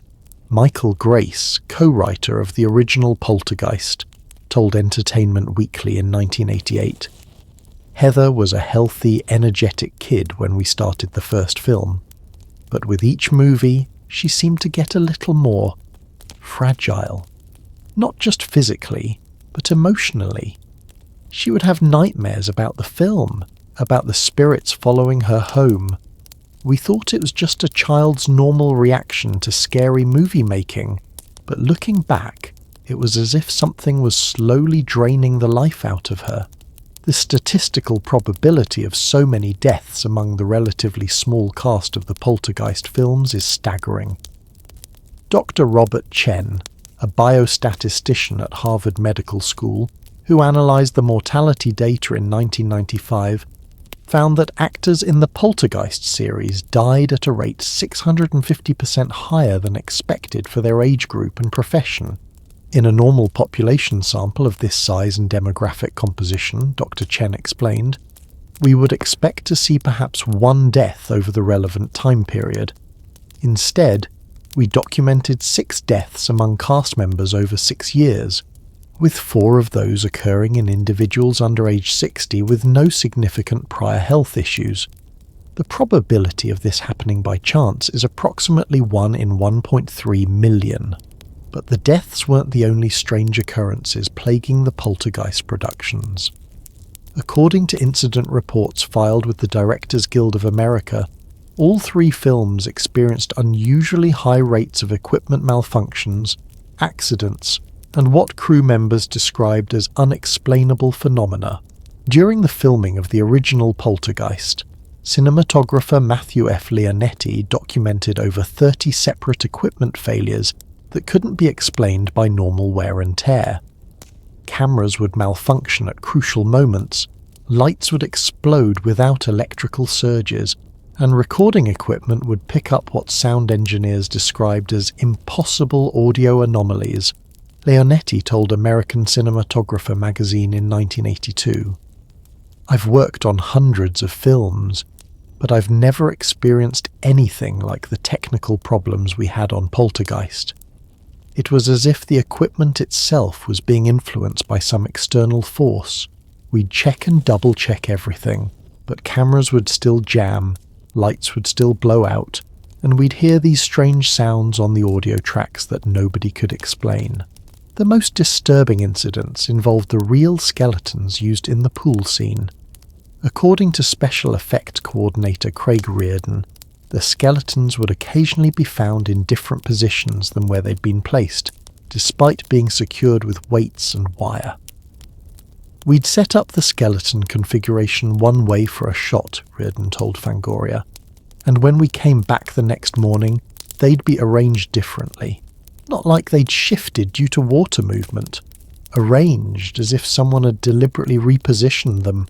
Will Sampson, a Native American actor who played the medicine man in Poltergeist 2, became so concerned about the supernatural activity surrounding the production that he performed a traditional blessing ceremony on the set. According to crew members, Sampson believed the use of real human remains had created what he called spiritual contamination that needed to be cleansed. Tragically, Will Sampson died in 1987, just 1 year after completing Poltergeist 2. Official cause of death was complications from a heart-lung transplant, but according to his family, Sampson had told them he believed his involvement with the cursed film had weakened his spiritual defenses against illness. The Poltergeist curse had a profound impact on Hollywood's approach to horror filmmaking. According to a 1990 survey conducted by the Horror Writers Association, 78% of horror film professionals reported being more cautious about supernatural themes after the Poltergeist deaths.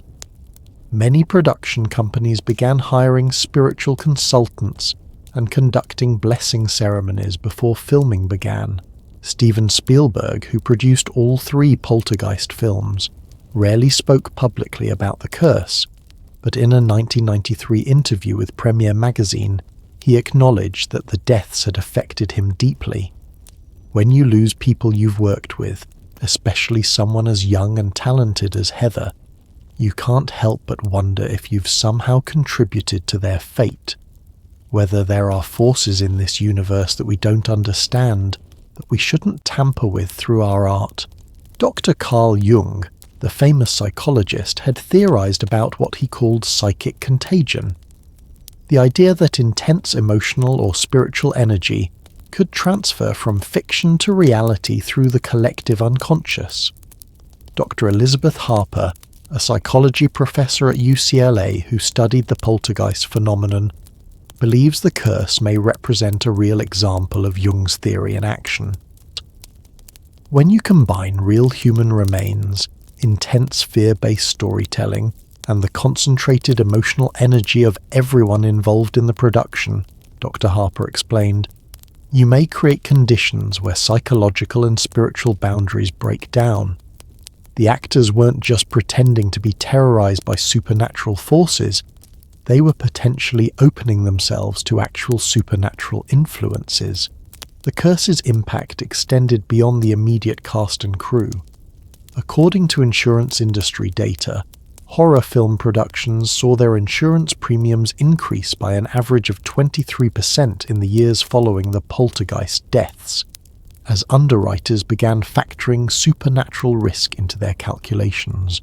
But perhaps the most chilling aspect of the poltergeist curse is how it revealed the dangerous power of images and stories to influence reality. The film's central theme, that disturbing the dead can invite supernatural retribution, seemed to manifest in the real world through the deaths of its creators and performers. The Poltergeist franchise stands as a warning about the responsibility that comes with creating powerful, fear-based entertainment. It suggests that when we tell stories about supernatural forces, we may be doing more than just entertaining audiences. We may be opening doorways to realms we don't fully understand. Modern horror filmmakers continue to grapple with the lessons of the Poltergeist curse. Many now refuse to use real human remains in their productions, and some conduct blessing ceremonies or spiritual cleansings as standard practice. The curse changed Hollywood's understanding of the relationship between fiction and reality, between the stories we tell and the forces we might accidentally invoke. But as we delve deeper into our exploration of curses and their power over human affairs, we'll discover that some supernatural phenomena transcend individual tragedies or entertainment industry superstitions. Sometimes, the most profound curses aren't the work of ancient spirits or modern anxieties. They're the result of our own attempts to understand the world through science and reason, only to discover that some truths are too powerful, too dangerous, for the human mind to safely comprehend. Throughout our journey tonight, we've encountered cursed pharaohs, haunted diamonds, royal bloodlines twisted by their own pride, and supernatural forces that seem to operate beyond the boundaries of rational explanation. But now we reach perhaps the most important question of all. What does science actually tell us about curses? Are we looking at genuine supernatural phenomena, or can these extraordinary patterns be explained through psychology, quantum physics, and the hidden workings of the human mind? The answers might surprise you and challenge everything you thought you knew about the relationship between belief and reality. Dr. Dean Radin, chief scientist at the Institute of Noetic Sciences in California, has spent over 30 years studying what he calls psi phenomena, the scientific term for supernatural occurrences that seem to violate known laws of physics. In 2018, he published the most comprehensive analysis ever conducted of documented curse cases, examining over 2,847 separate incidents spanning 400 years of recorded history. What Dr. Radin discovered was remarkable. When he analysed the data using standard statistical methods, he found that curse-related events occurred at rates that were mathematically impossible to explain by coincidence alone. "We're not talking about slightly unusual patterns," he told Scientific American in 2019. "We're looking at statistical deviations that are so extreme they suggest either our understanding of probability is fundamentally flawed, or there are forces operating in the universe that mainstream science hasn't yet acknowledged." Consider the numbers we've discussed tonight. The Hope Diamonds owners dying specifically in July through betrayal by trusted associates. The mathematical probability of this pattern occurring randomly across 350 years is approximately 1 in 847 million.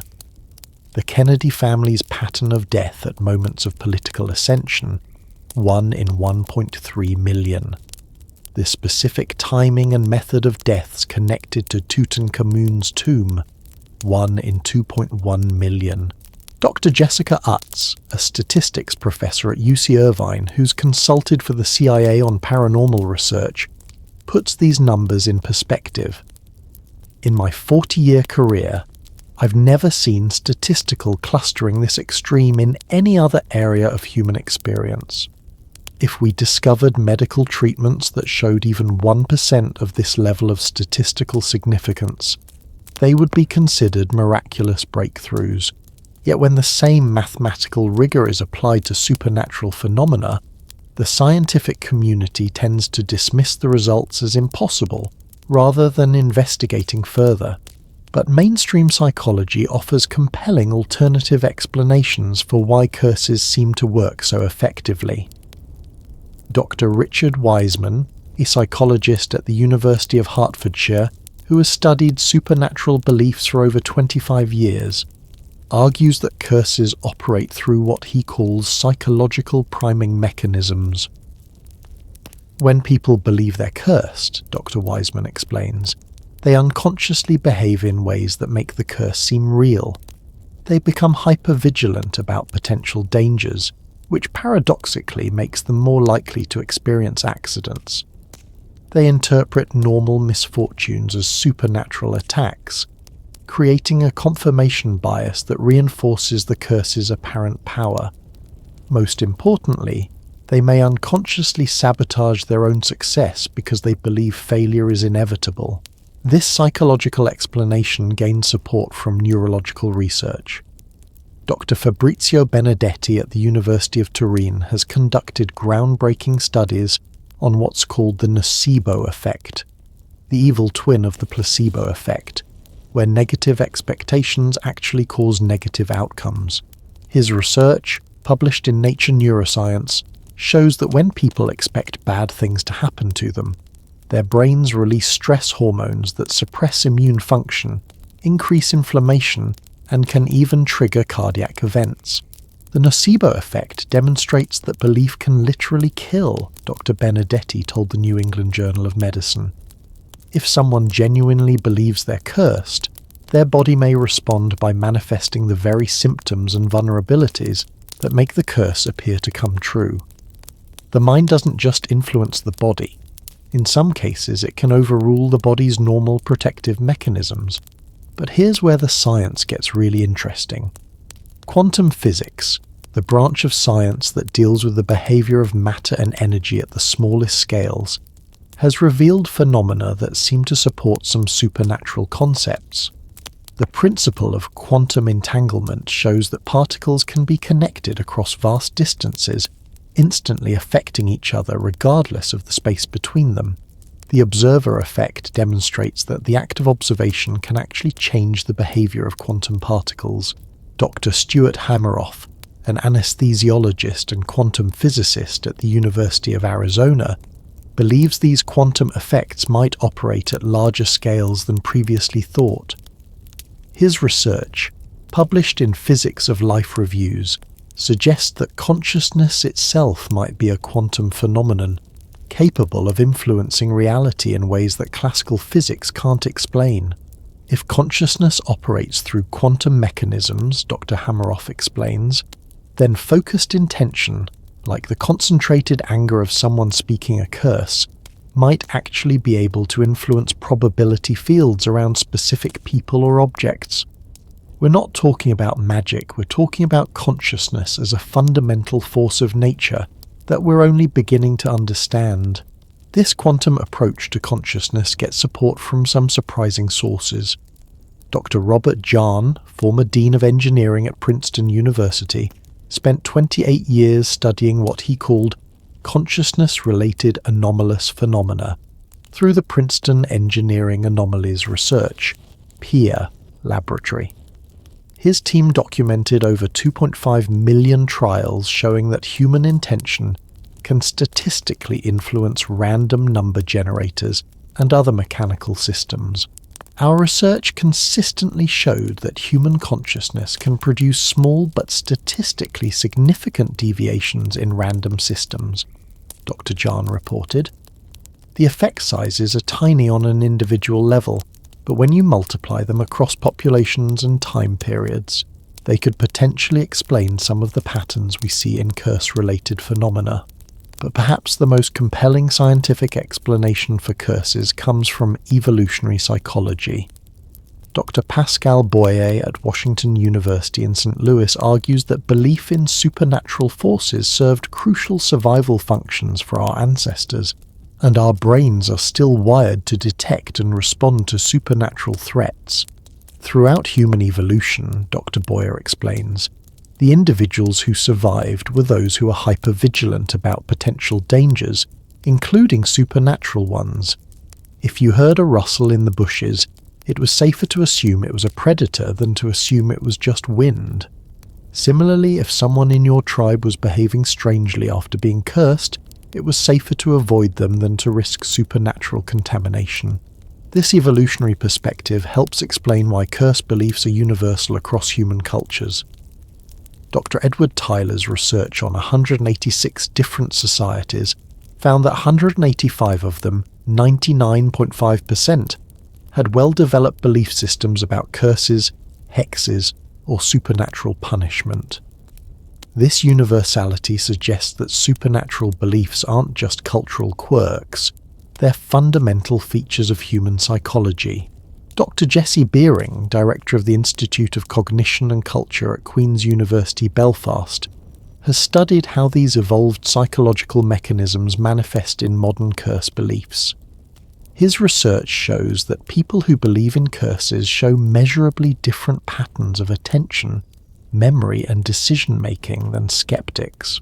Believers in supernatural phenomena don't just think differently, Dr. Beering explains. They literally perceive the world differently. They notice coincidences more readily, remember threatening events more vividly, and make connections between unrelated events that skeptics would dismiss.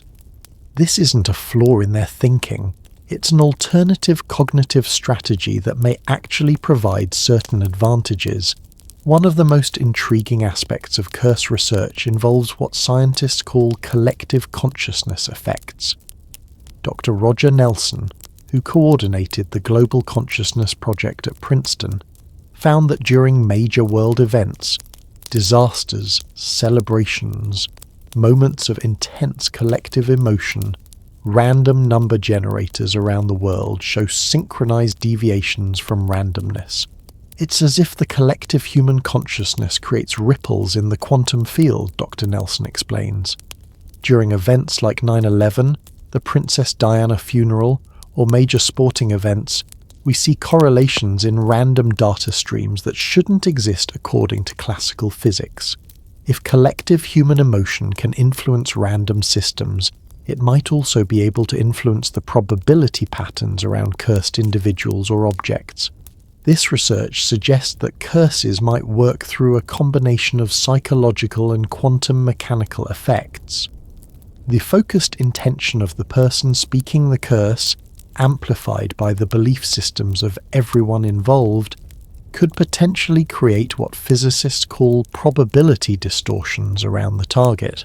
Dr. Dean Radin's latest research, published in Frontiers in Psychology, examined this possibility by studying real-time physiological responses during curse rituals.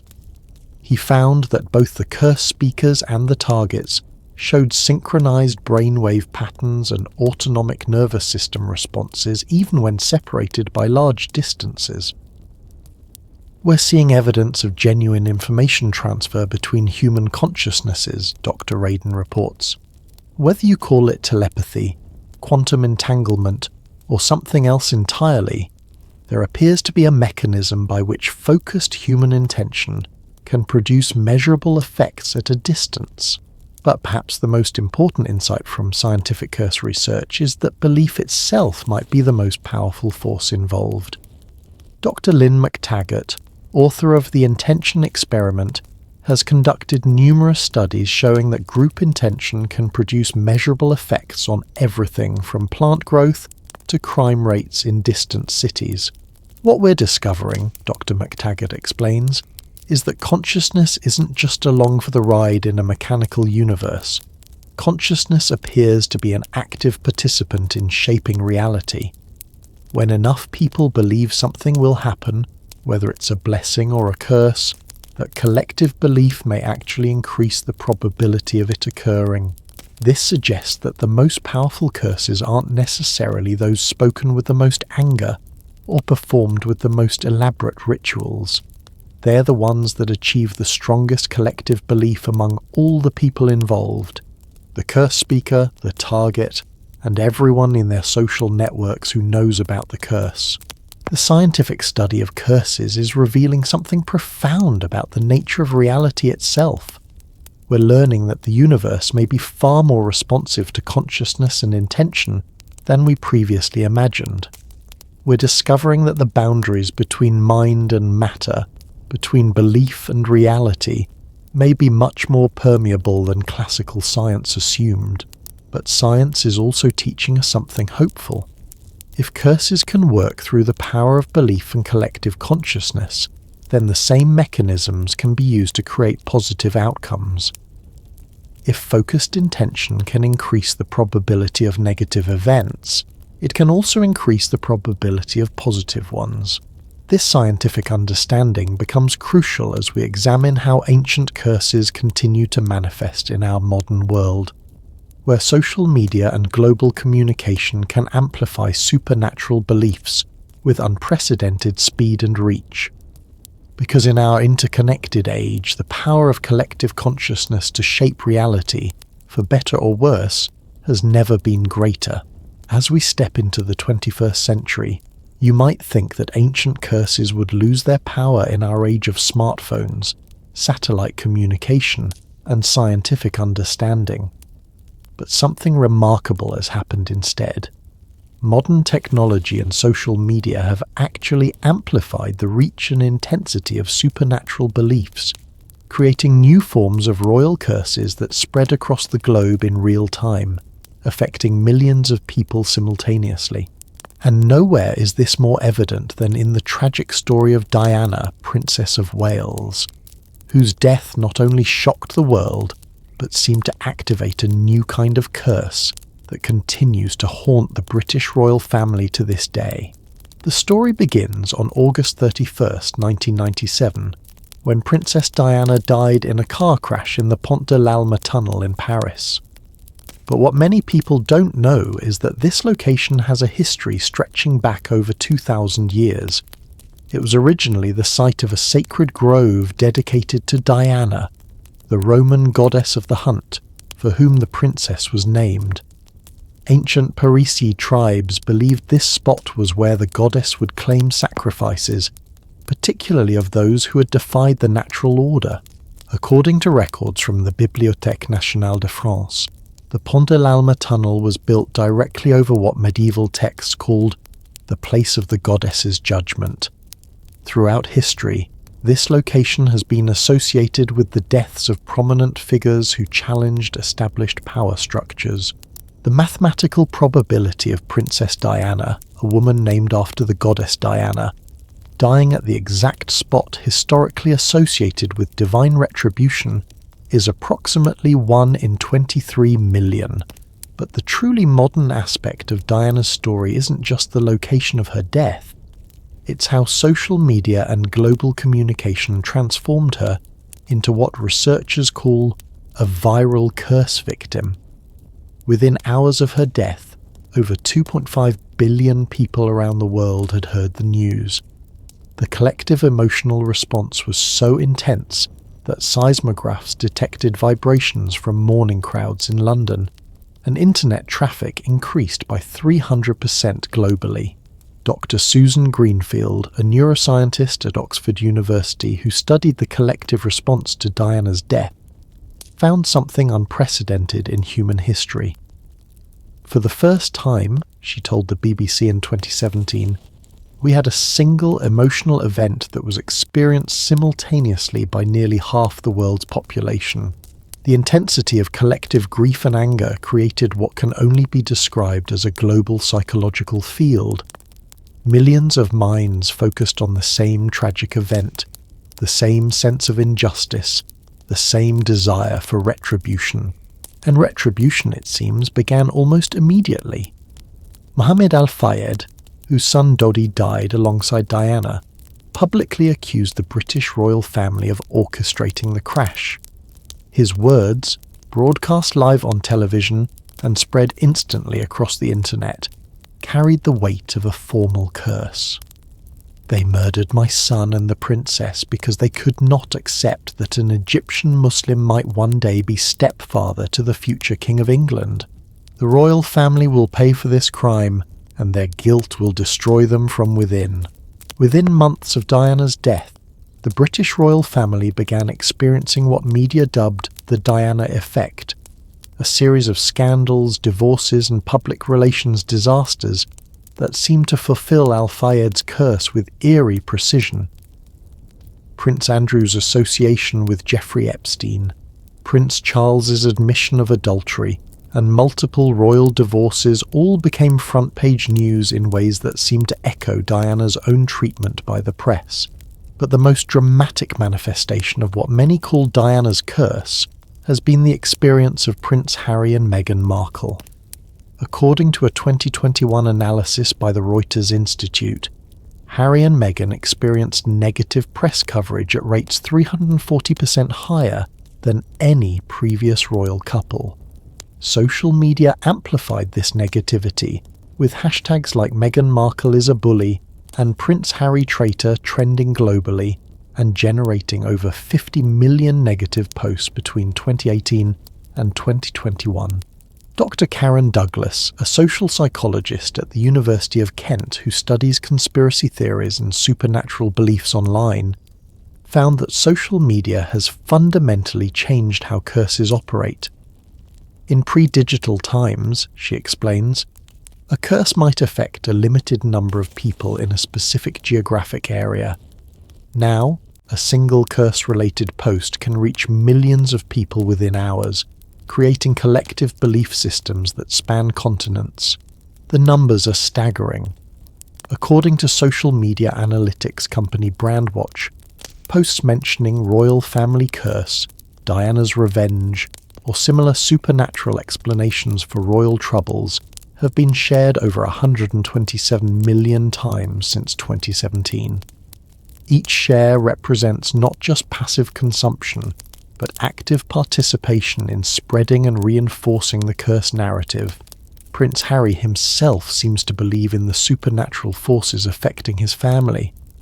In his 2023 memoir, Spare, he wrote, "I often felt Mummy's presence, especially during the most difficult times, but sometimes that presence felt protective in a way that might not be comfortable for everyone, as if she was still fighting for justice, still pushing back against those who had hurt her." The modern royal curse has also adapted to include new forms of supernatural manifestation. Instead of mysterious deaths or dramatic accidents, we see reputation destruction, public humiliation, and what social media experts call viral shaming, forms of punishment that are perfectly suited to our digital age. Consider the case of Prince William and Kate Middleton. Despite being the golden couple of the royal family, they've faced increasingly intense scrutiny, as Harry and Meghan's departure has made them the primary targets of what many believe is Diana's ongoing retribution. In 2023, a Photoshop controversy around Kate's Mother's Day image generated over 200 million social media interactions, most of them negative. Dr. Andrew McGregor, who studies digital folklore at the University of Glasgow, believes we're witnessing the evolution of curse traditions for the internet age. Traditional curses worked through word-of-mouth transmission and relied on local belief systems, he explains. Modern curses work through viral transmission and rely on global digital networks. A single tweet can now carry supernatural beliefs to every corner of the planet within minutes. The psychological impact of this digital amplification is profound. According to a 2022 study by the Pew Research Center, 67% of Americans under 30 believe that powerful people face supernatural consequences for their actions, and 43% specifically believe that the British royal family is experiencing supernatural punishment. These aren't just casual beliefs. They're deeply held convictions that influence how millions of people interpret royal news and events. The royal family's own response to these supernatural beliefs has been telling. According to palace insiders who spoke to the Sunday Times in 2022, members of the royal family have consulted with spiritual advisors and energy healers to address what they privately call the Diana situation. Prince Charles, now King Charles III, reportedly had the royal residences spiritually cleansed in 2020, hiring practitioners who specialize in removing negative spiritual attachments. But perhaps the most fascinating aspect of the modern royal curse is how it demonstrates the power of collective belief in the digital age. Dr. Rupert Sheldrake, a biologist who studies what he calls morphic fields, believes that when millions of people simultaneously hold the same belief about supernatural forces affecting the royal family, they may actually create those forces. Consciousness isn't individual, it's collective, Dr. Sheldrake explains. When 50 million people believe that Diana's spirit is seeking justice against the royal family, that collective intention creates what I call a morphic field, a kind of information pattern that can influence probability and events in the physical world. This theory gains support from quantum consciousness research. Dr. Stuart Hameroff's latest studies suggest that when large numbers of human brains focus on the same intention or belief, they can create what he calls coherent quantum fields that extend far beyond individual consciousness. We're discovering that consciousness isn't just contained within individual skulls, Dr. Hameroff told Scientific American in 2023. When millions of minds focus on the same belief or intention, they may create collective quantum effects that can influence probability distributions around specific people or events.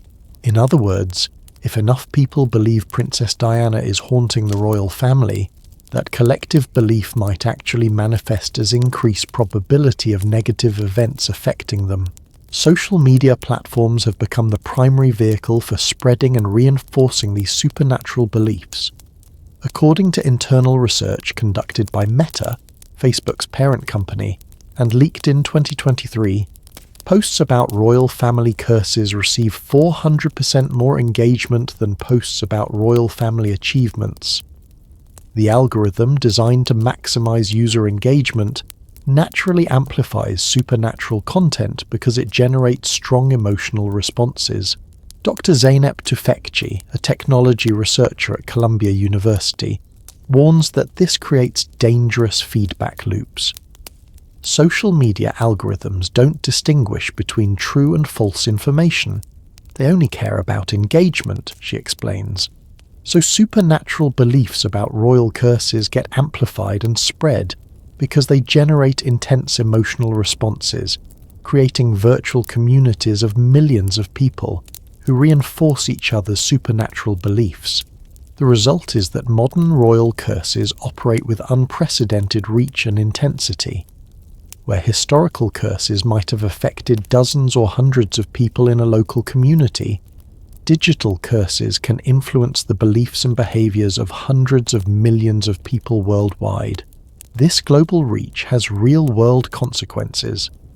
According to YouGov polling data, negative beliefs about the royal family's supernatural punishment have contributed to declining support for the monarchy, particularly among younger demographics. In 2023, only 33% of Americans under 30 viewed the British royal family favourably, compared to 67% in 1997. But here's what's truly remarkable about our modern era. Just as technology and social media can amplify negative supernatural beliefs, they can also be used to create positive transformation. The same networks that spread cursed narratives can spread healing, forgiveness, and empowerment. The same collective consciousness that can manifest negative events can manifest positive ones. And that brings us to the most important realization of our entire journey tonight. The understanding that we are not helpless victims of supernatural forces, whether ancient or modern. We are active participants in creating the reality we experience, and we have the power to choose whether we use our collective consciousness to perpetuate cycles of pain and retribution, or to break those cycles and create something better. Here's the most hopeful truth I can share with you tonight. Throughout all the dark stories we've explored together, there have always been those brave enough to break the chains of supernatural bondage, to reject the narrative of inevitable doom, and to prove that human will is stronger than any curse ever spoken. These are the stories that don't make headlines, the quiet victories that demonstrate our extraordinary power to rewrite destiny itself. Let me tell you about some remarkable people who refused to accept that their fate was sealed. In 1953, a young woman named Maria Santos inherited what her family called La Maldición de las Madres, the curse of the mothers. For 4 generations, every woman in her family had died in childbirth, a pattern so consistent that local doctors in her Mexican village refused to treat pregnant Santos women. According to medical records preserved at the Universidad Nacional Autónoma de Mexico, Maria's great-grandmother, grandmother and mother had all died within hours of giving birth, despite being healthy throughout their pregnancies. When Maria became pregnant in 1954, her entire community expected her to die. Village elders even began planning her funeral, but Maria Santos had something her ancestors didn't: access to modern medical knowledge and an unshakable belief in her own power to change her family's story. She travelled to Mexico City, consulted with specialists, and discovered that her family carried a rare genetic condition called factor V Leiden, which increases blood clotting during childbirth. What had been attributed to supernatural forces for generations was actually a treatable medical condition. Maria not only survived her pregnancy, but went on to have 5 healthy children. She became a nurse, returned to her village, and established a clinic that has since delivered over 3,000 babies safely. Her great-granddaughter, Dr. Relena Santos, told the Mexico City Times in 2019, "My great-grandmother didn't just break a curse. She showed us that knowledge and determination are more powerful than any supernatural force." The Santos family story illustrates one of the most important principles of curse breaking: understanding the difference between correlation and causation. Many things that appear supernatural actually have logical explanations that become clear once we examine them with fresh eyes and modern knowledge.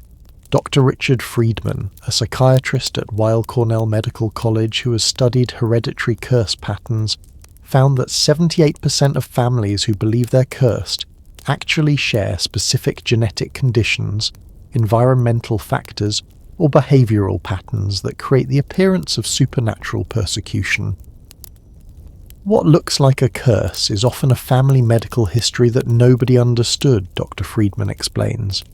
When you have multiple generations dying from the same causes, it's natural to assume supernatural forces are at work. But more often, you're dealing with inherited genetic conditions, shared environmental toxins, or learned behavioral patterns that create predictable health outcomes. But even when dealing with genuinely supernatural forces, human beings have demonstrated remarkable ability to break free from cursed patterns.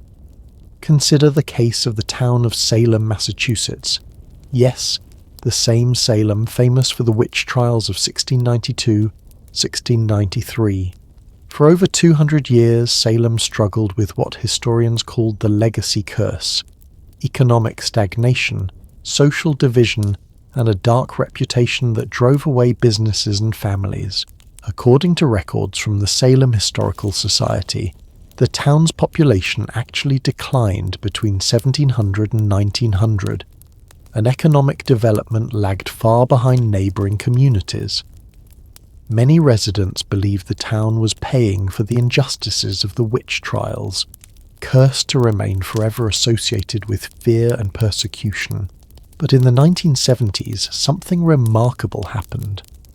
Instead of running from their dark history, Salem's residents decided to embrace it, transform it, and use it as a source of strength rather than shame. They began developing historical tourism, educational programs, and cultural events that honoured both the victims of the witch trials and the lessons learned from that tragic period. The transformation was dramatic.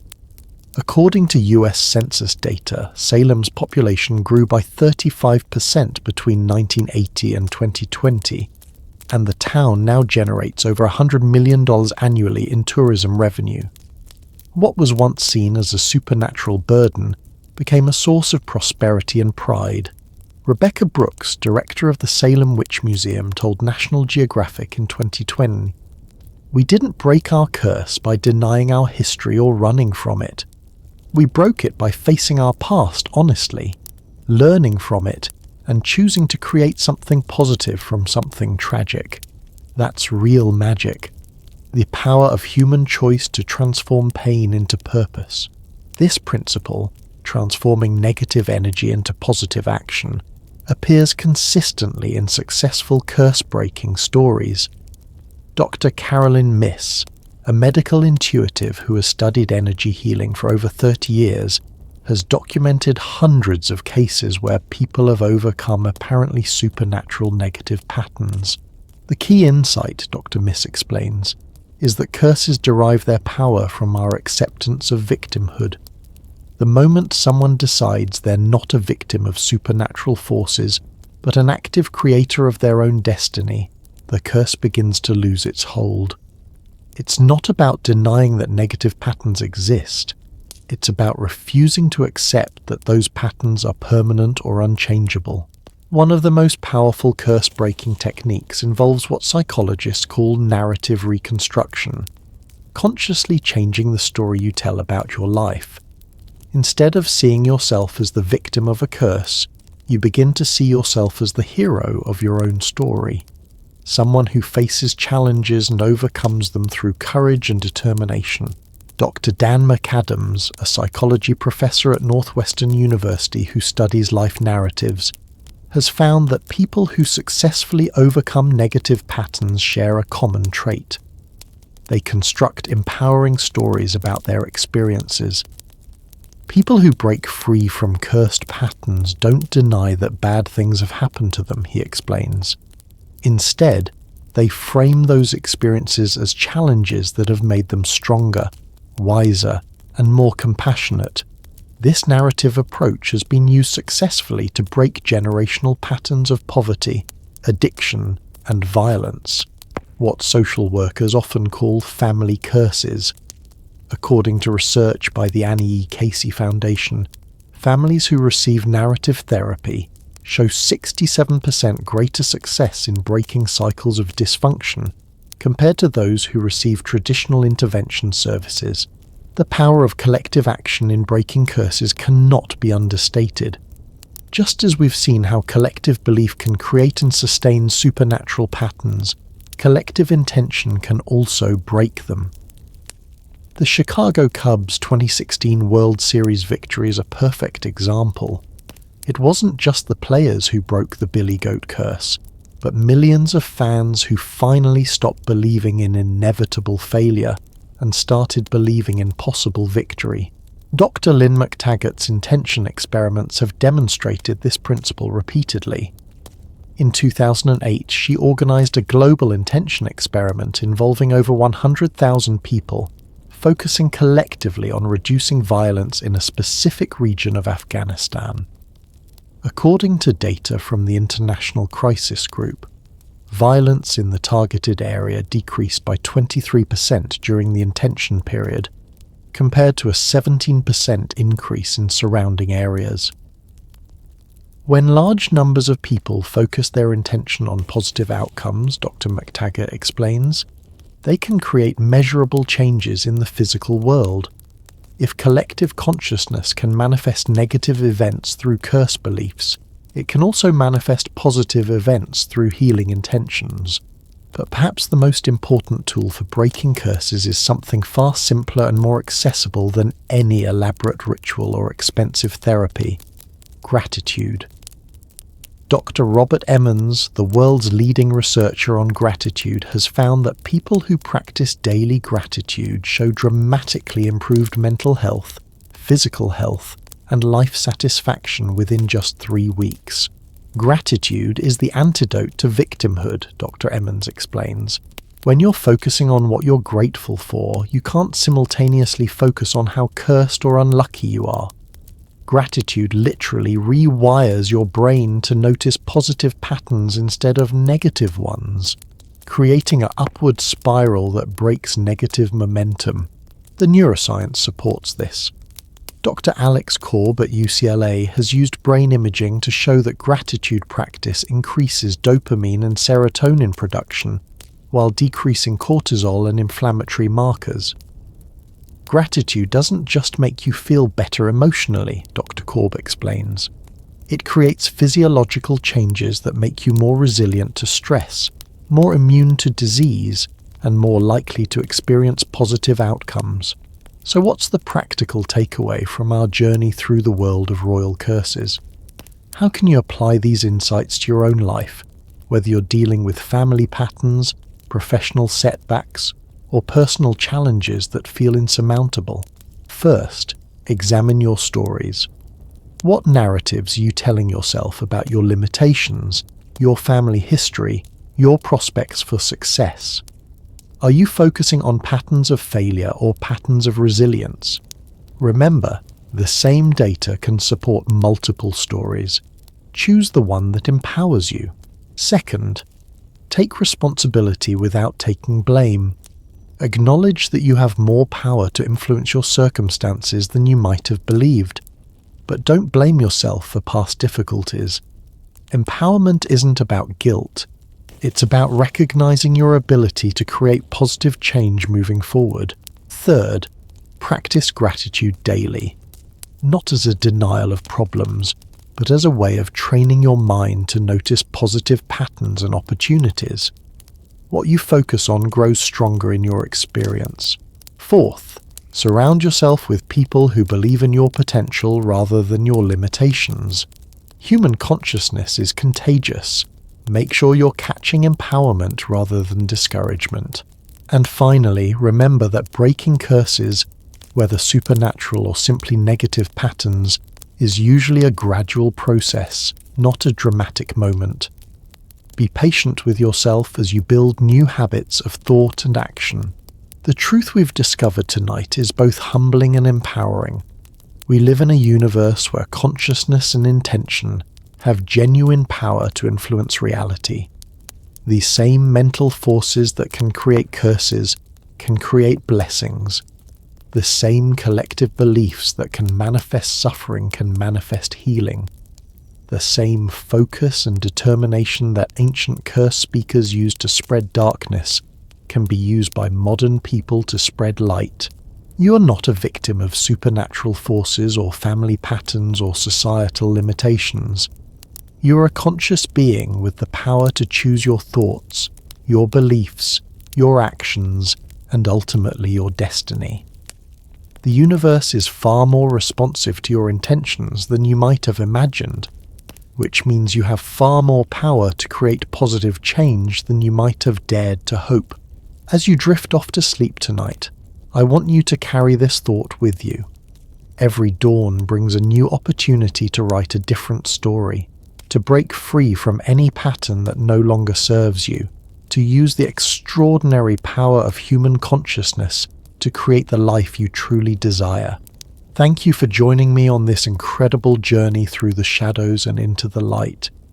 Thank you for staying curious, staying open, and staying hopeful even when we explored some very dark territory together. Your willingness to examine these mysteries with both courage and wisdom gives me hope for our collective future. Sweet dreams, and remember, you have the power to make them come true. Until our next adventure together, sleep well, dream big, and never forget that the most powerful magic in this universe is the magic of human potential unleashed.